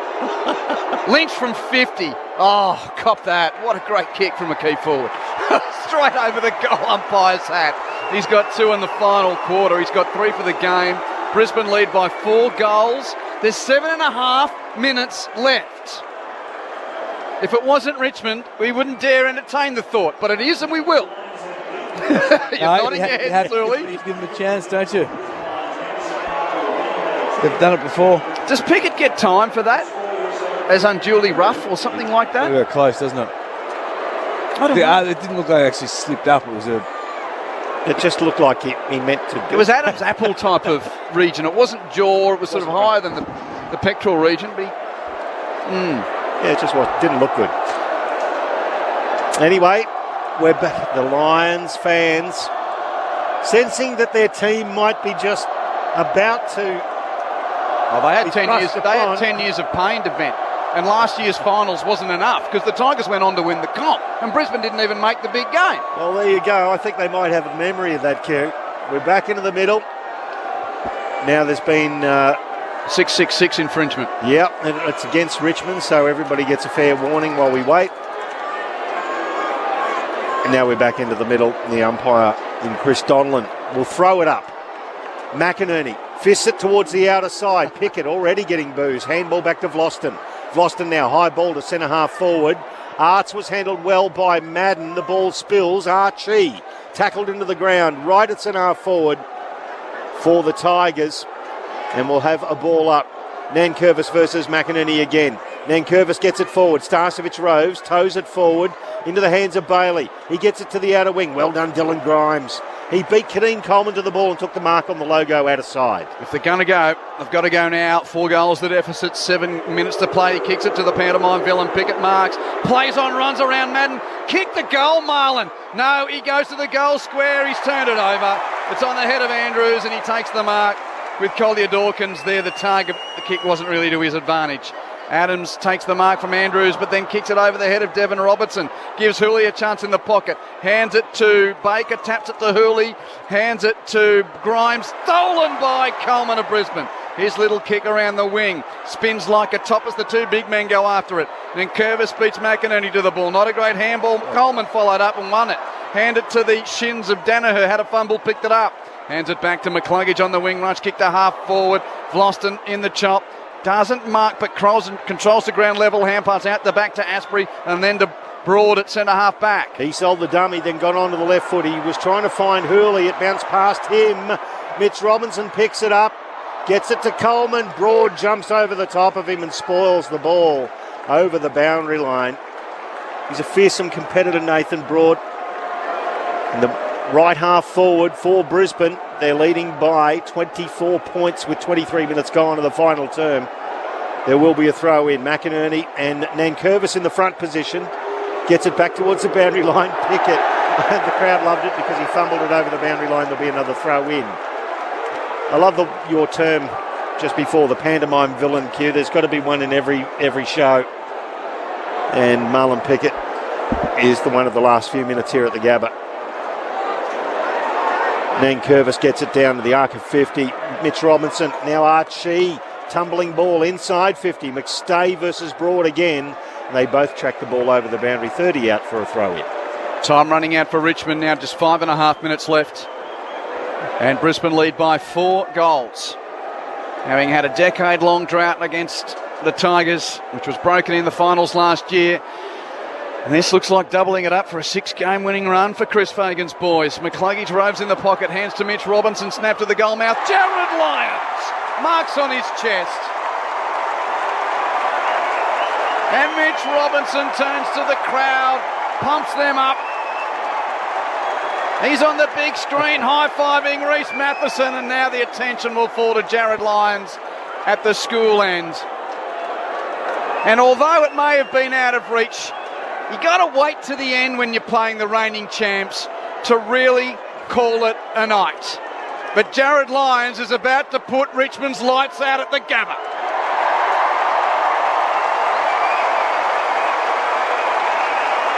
His first of the night. 14-12-96. Plays 10-6, 66, 25 minutes final turn. Well, pretty fitting for Jared Lyons to take that uncontested mark in front of goal and finish off Richmond. It's been a complete game from Lyons Sully. Now with the goal, 26 disposals, 4 marks, 5 tackles and 22 pressure acts. It's been a very nice game there from a leading midfielder for the Lions. He's been terrific, hasn't he? He's continuing his form. I've enjoyed Coleman's efforts in those last sort of 5-10 minutes. Really hard second, third efforts following up. He's been impressive. And it shows just an element of maturity that's starting to develop for Kitty Coleman. It's certain things he wasn't doing last year. You might have got 1 or 2 efforts. Now you're getting 3, 4 and 5. Having a look on the live ladder, this will move the Lions up to third position as they get the clearance here. On cue, Kadeen Coleman bursts through, tries to measure the left foot pass into the path of Jared Lyons. Pickett, they've returned the favour, belted him into the ground. Coleman with the turnover, handball to Bailey, handball Zorko, standing start 50. Zorko puts the punctuation point on it for Brisbane. 15-12, 102, placed 10-6, 66. It is a 6-goal margin here at the Gabba, and that is lights out for the Richmond Tigers. Again, Coleman involved, coming off half forward, a couple of important touches, poised, soft hands. He's been impressive. It's interesting now, the celebration from Zorko, the home win at the Gabba, Friday night footy for the Lions, and I think for Richmond, you look at the list of injuries, Shea Bolton, Cochin, Edwards, Lambert, Prestia, and you're thinking about when are these guys back and when can we start looking towards our best side, because we're certainly missing those key midfielders. Yeah, who have we learnt more about tonight? It's the question, isn't it? Brisbane or Richmond? Give us a thought. 0437 774 774. Centre bounce. Clear possession. McInerney tumbles it to half forward for Brisbane off his right. Pitches for Coleman. He's been a live wire late in the game. His chip on the head of Hipwood. He couldn't take the mark. Broad got there to take the grab for Richmond. Oh, his chip was a half volley, but controlled by Short. He kicks it to Hooley, takes the mark at left half back, plays on with a hand pass to Baker, runs freely through the left half back flank, draws a man and hands it to McIntosh. McIntosh will kick Richmond to half forward. Revolt and Adams tangle. Revolt controls it back of that contest, then got knocked off it.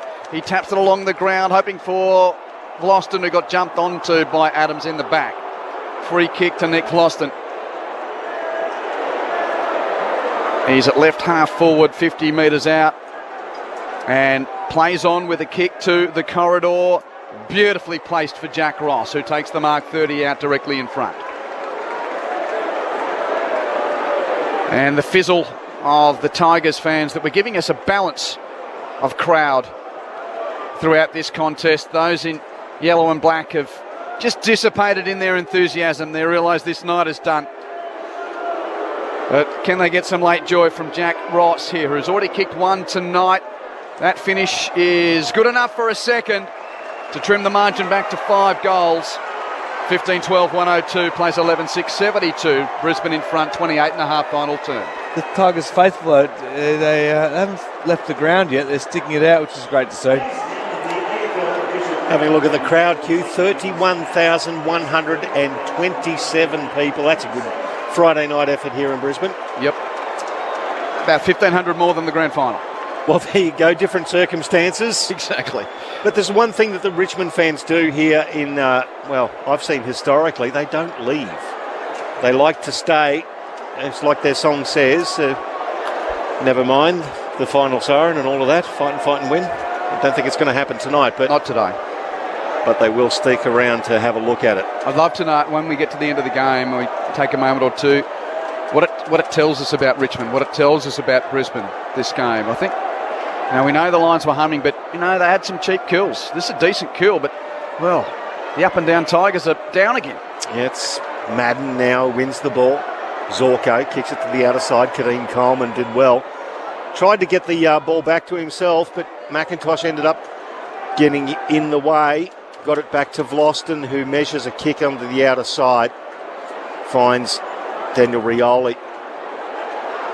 Just nothing for him moving at the moment, so he kicks long. Inside 50, looking for Lynch. Andrews at the back of the pack, and same with Brandon Starcevic, who rose. Right foot from Starcevic, tries to hug the boundary line. In fact, he's kicked it over the boundary line. Out of bounds on the full. Basher Hooley will take the free kick, just forward to centre wing and short of left half forward. It's one of the things Lions fans would have been thinking, oh no, Darcy Gardner in the first quarter. But Adams has done his bit since then, as Hooley kicks to a big pack at the top of the goal square for Richmond. Starcevic and Castagna tumble, and it's out of play. Was a dominant first quarter from Jack Rewald. He was then flogged, Adams. Only 7 disposals total since. I'd agree with that, and Riewoldt was running hot, but I think a lot of it had to do with how fast the footy was coming in from Richmond's midfield. Throw in with the Tigers in attack. Lynch clean possession, hands it to the top of the goal mouth. Starcevic and Riewoldt tangle, it's still alive. Arts has a go, he's tackled by McCluggage, and it's locked up. What do you reckon, Brad? It's playing time out, aren't we? Yeah, we got to that point now. There's only 2 minutes of it left. Ball thrown up in the goal mouth for the Tigers. Zorko's going to rove near the pocket, and he kicks Brisbane beyond defensive 50. Off the skimming knuckles, it's going to be controlled by Asprey, just forward of the wing for Richmond. Hands it backwards to Baker, he kicks it 20 metres backwards. Broad drops a mark, has time to regather. Run through the bullseye and just thump it back towards full forward. Riewoldt with the fly, but Lynch with the control. 1, 2, 3 grabs. He takes the mark, and Tom Lynch, poor old Harris Andrews, is a threat of having 4 goals against his name here. Yeah, out of nowhere too, and they've been well-earned goals, strong marks, and genuine in the genuine one-on-one contest. Lynch has clearly had the better. He's going for a third final term goal, and perhaps that's the artistic description. 3 goals hot in the first term for Riewoldt, 3 goals hot in the last term for Lynch, but what was there in between all? He's missed it, so the artists aren't happy with that, i.e. me trying to put the poetry to it. But he has got through for the night, Tom Lynch. 102-73, late on here. 29 points of margin, 32 minutes gone, final term. Playing on now, Birchall, the 4-time premiership player with the Hawks, kicks long to the outer side through the hands of Danaher. Base of the pack, McIntosh dived on, ball stuck underneath, and over ball up. A little bit of a fracas there between McInerney and Nankervis. We've had a monumental battle all evening. Umpire throws it up in front of the Brisbane benches. It hits the deck before the ruckman actually get there. Free kick now will go to Nankervis. Think about this, the challenges to Richmond's crown. A number of the key challenges are starting to get the scalp. Geelong, Brisbane, Melbourne. Here's the kick inside 50 for Richmond. And leading out, guess who? Tom Lynch. He's taken another mark. Speaking of scalps, he's been really good. What I like about Richmond, obviously it's late in the game, the scoreboard's done, but they're still playing to plan. They're trying to move the ball quickly inside 50 and score quickly to try and peg this back. Siren is imminent, but Tom Lynch gets a late chance to kick a 4th goal. The hoots of the Gabba faithful will turn to joy in just a moment. Lynch on the approach with his right boot. His kick is over the... No, it's a behind. It's a behind, and cue jubilation at the Gabba. Brisbane has won 2 in a row against Richmond, and the Lions have won 6 in a row in 2021. The Challengers are showing their early season form is good, and the Champs, again, their up and down season continues. Brisbane has won by 28 points.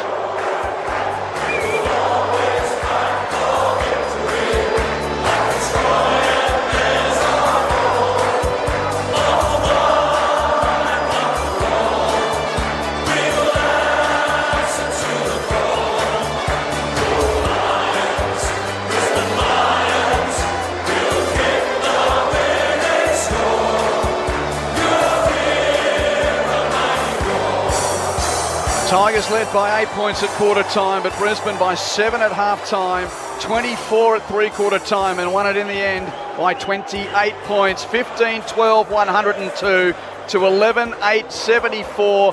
31,127 fans at the Gabba to see the Lions record their 6th win in a row, and they've got another home game next week against the Giants, while the Tigers have got Adelaide at the MCG. Stick around, Brad Sewell and Lauren Arnell with your assessment, and we'll get to the rooms as well. But the Lions fans singing heartily to the Gabba here at the Gabba after a 28-point win over the Tigers.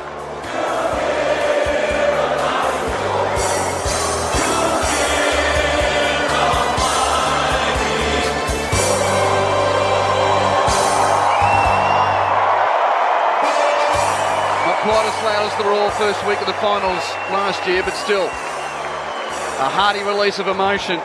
4 goals for Zach Bailey, 4 goals for Eric Hipwood, and the rest were single contributors. Danaher, Zorko, Lyons, Coleman, Cameron, Matheson, Madden. Mind you, pretty special first goal in footy for the lad from County Dublin. burning the Tigers' defence in the pocket. He's got a set of wheels on him, hasn't he? Oh, that was a nice one. Well, he does hold the European record for the draft combine over there for the 20-metre sprint. He broke the all-time record. And showed just why with that goal. For Richmond, 3 goals to Tom Lynch, 3 goals to Jack Revolt, 2 goals to Jack Ross, and Patrick, 2 goals to Jake Arts, and Patrick Naish kicked a single there. 15 12 102 to 11 8 74. The SMS number is 0437 774 774. Tim from Wodonga. Seriously, what were the Suns thinking when they delisted Jared Lyons? Adam from Green Slopes. Lions are the new 100-point team.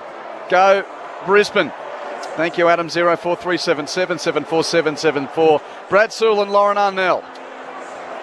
Keep coming back to your question, Q, about of which side do we learn the most about?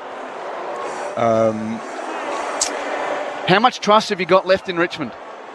No, to be fair, they're missing 5 of their best midfielders. Yep, that's why I asked the question. Let's parlay that into Brisbane. If they were missing 5 of their best midfielders, and you've had to reshuffle your lines and bring the depth up, that makes a huge difference. Mm-hmm. So we're not just talking about missing 5 mids. We're talking about their replacements. And when those 5 come in, bottom 5 drop out. I'm going to play devil's advocate. You've got the Brownlow medalist out. Jared Berry, one of their best midfielders. Cam Rayner was moving into the midfield as well. And their key defensive pillar and Darcy Gardner out as well. Nothing against all the class, of course. Cochin, Edwards, Lambert, Prestia.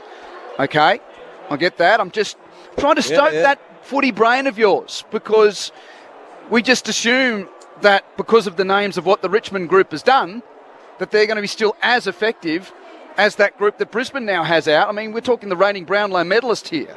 Yeah, that's a fair... That's Cam Rayner, a number 1 draft pick. Yep.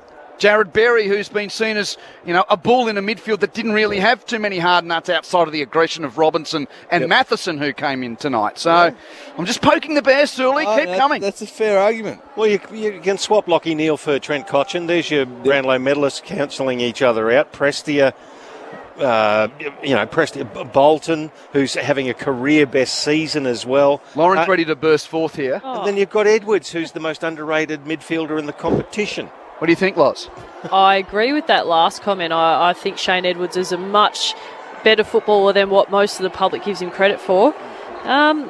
Look, Lockie Neal, yes, Brownlow medalist. I just think that 5 that Sully mentioned, and I'm going to say their names again, Bolton, Cochin, Edwards, Lambert, Prestia, that's your starting midfield.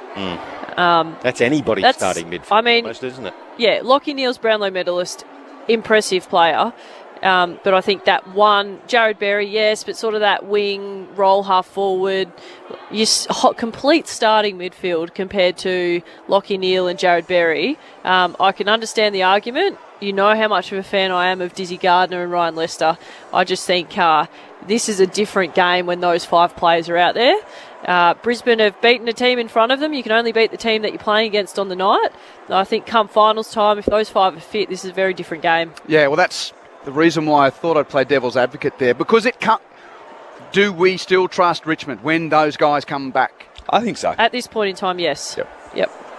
And we've asked that question on a number of occasions this season, haven't we? But they're 5 and 5 now. The body of work gives them a few chances, gives them a few lives that maybe you wouldn't afford other sides. We know how good they are navigating traffic, and I'm going to use my grid position analogy again, but are they as good trying to go for a 4th if they're coming from beyond the first 4 in the grid? And they're now on the brink of having to work hard to get in the front 4 on the grid. There's no doubt it's more difficult. But they lost the first week of the finals last year and won 3 in a row, but I think if you're Richmond and you end up playing a first final at the MCG, you may as well make that a top 4 finish, because the MCG is your home ground. So if a Melbourne team finishes top 4, say the D's, and they end up playing, do you know what I mean? Yeah. If that top 8 balances out so that Richmond play at the G, it's kind of largely irrelevant in the end, outside of the double chance. Well, D's and Dogs at the moment, the ones at the head of that queue, so that's something that's there's a bit in that fueling that argument. But I think for Richmond, it's how many quarters of footy have we played of our best tonight? It's edging towards 2 and a bit, somewhere near the mark. They obviously expect a fair bit more from that, particularly when you get those other 5 back. And the next question after the song is, are Brisbane better? Let's hear the Lions song from the rooms.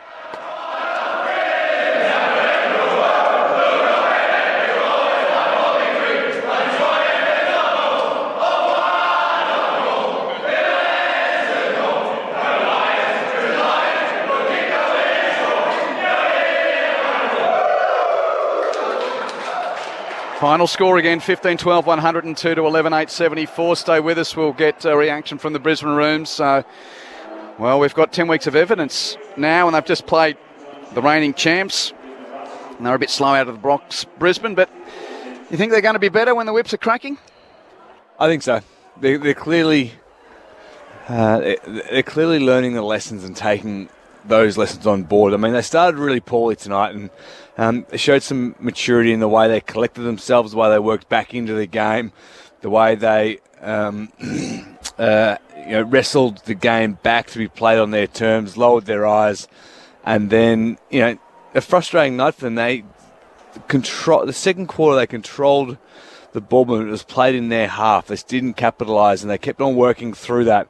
And you're seeing the development of the guys like Coleman, for example, who are building week in, week out, and that's where the improvement for this team is going to come from. Not necessarily your top five, but your bottom five. When you've got more confidence in your bottom five players that you know are going to play the role. G'day to Brad from Morwell on the SMS. I've enjoyed the call by the refreshing crew on a Friday night. Thanks, and loved your work at Hawthorn Surly from Brad and Morwell. Thank you to Vic, a Kanga supporter living in Adelaide. And where's this one from Western Australia that I saw? Eric from Tudye. Maybe the competition will take notice. Anyway, call coming through loud and clear here in the West. Strange for a team that was beaten in the preliminary final last year. But we're sort of back to normal in that the footy world's not got its eyes on Queensland anymore. And generally, it takes longer for things here to permeate to the Melbourne media and to the influencers. I mean, for heaven's sake, most of the football commentators aren't travelling outside of Melbourne at the moment. So it's bloody hard for them to make an assessment on how any team outside of Melbourne's going. We're here. We're doing it, Brad and Lauren. So you can tell them what they're not seeing. Now, the Lions look good, don't they? Their growth and development, their maturity, Loz. You've got inside running and involvement of the club. How are you seeing their development? I think it's really promising, and you can see the excitement amongst the group. You've been in wins where, we've talked about the players that are out for Richmond, and sometimes you win games of footy with a margin like tonight, and you might go into the room, sing the song and enjoy it, but also be relatively, have a bit of perspective on the win. You can see tonight that win actually meant a fair bit to that Lions group, and I think bringing in a guy like James Madden and watching him develop. Starcevic continues a really, really high-quality season. Dev Robertson, I thought, alongside Kitty Coleman, they just stepped into that physicality, one contested ball, clean with their hands. And then you look at the combination of Danaher and Hipwood, for most of the game, you can see that functioning really well.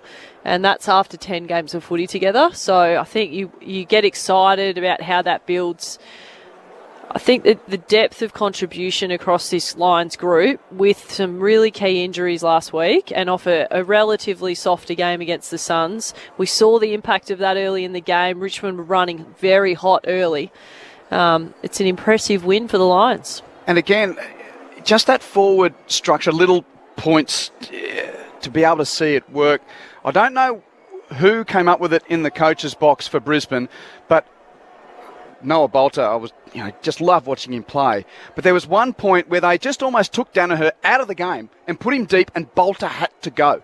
And even there, just that matchup for that 5-minute period, when that arm wrestle during the third quarter, get the guy that's repelling everything for Richmond deep and away from the ball. And you can't do it if you don't have the other tool there. I don't know whether that's been picked up, and someone might ask Fags about it, but I was just thinking, where's he gone? Where's he gone? And there was Joe deep in the forward line with Noah Bolter because Danaher had dragged him away. And that's an important role for Joe to be able to play as a marquee forward coming into a new club to play some sort of a sacrificial role, if that's the way it was structured, Q, is really important. Sends a clear message to all of his teammates as well. If he's prepared to sacrifice his game, then there's no excuse for anybody else. Just whiz through those final scores in the other codes this evening. In the National Rugby League, the Warriors defeated the West Tigers 30 points to 26. And in Golden Point, Chad Townsend kicked a field goal for Cronulla to beat St George Illawarra by 13 points to 12. That breaks, I think, a run of 5 or 6 losses in a row for the Sharks. So that's a big win for them. And the rugby tonight, 2 wins for the Kiwis against the Aussies and the Trans-Tasman.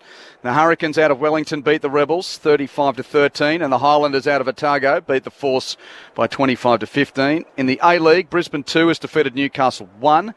In the NBL tonight, Illawarra Hawks 81, Adelaide 36ers 73. And they're still going, I think, in the West. Yep, just turned into the second half there.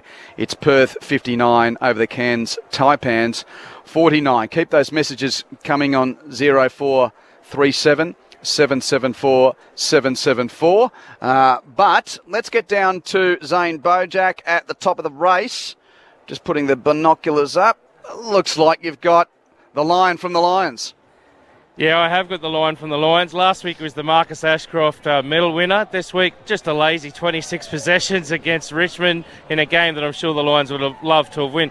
Jared, congratulations. Firstly, you're just killing it at the moment. You and Hugh are getting plenty of ball, but I want to start with that first quarter. Did they catch you on the hop there, the Tigers? Was it the fact that it was pretty easy for you in that second half against the Suns? Is that why it was a bit hard to switch on?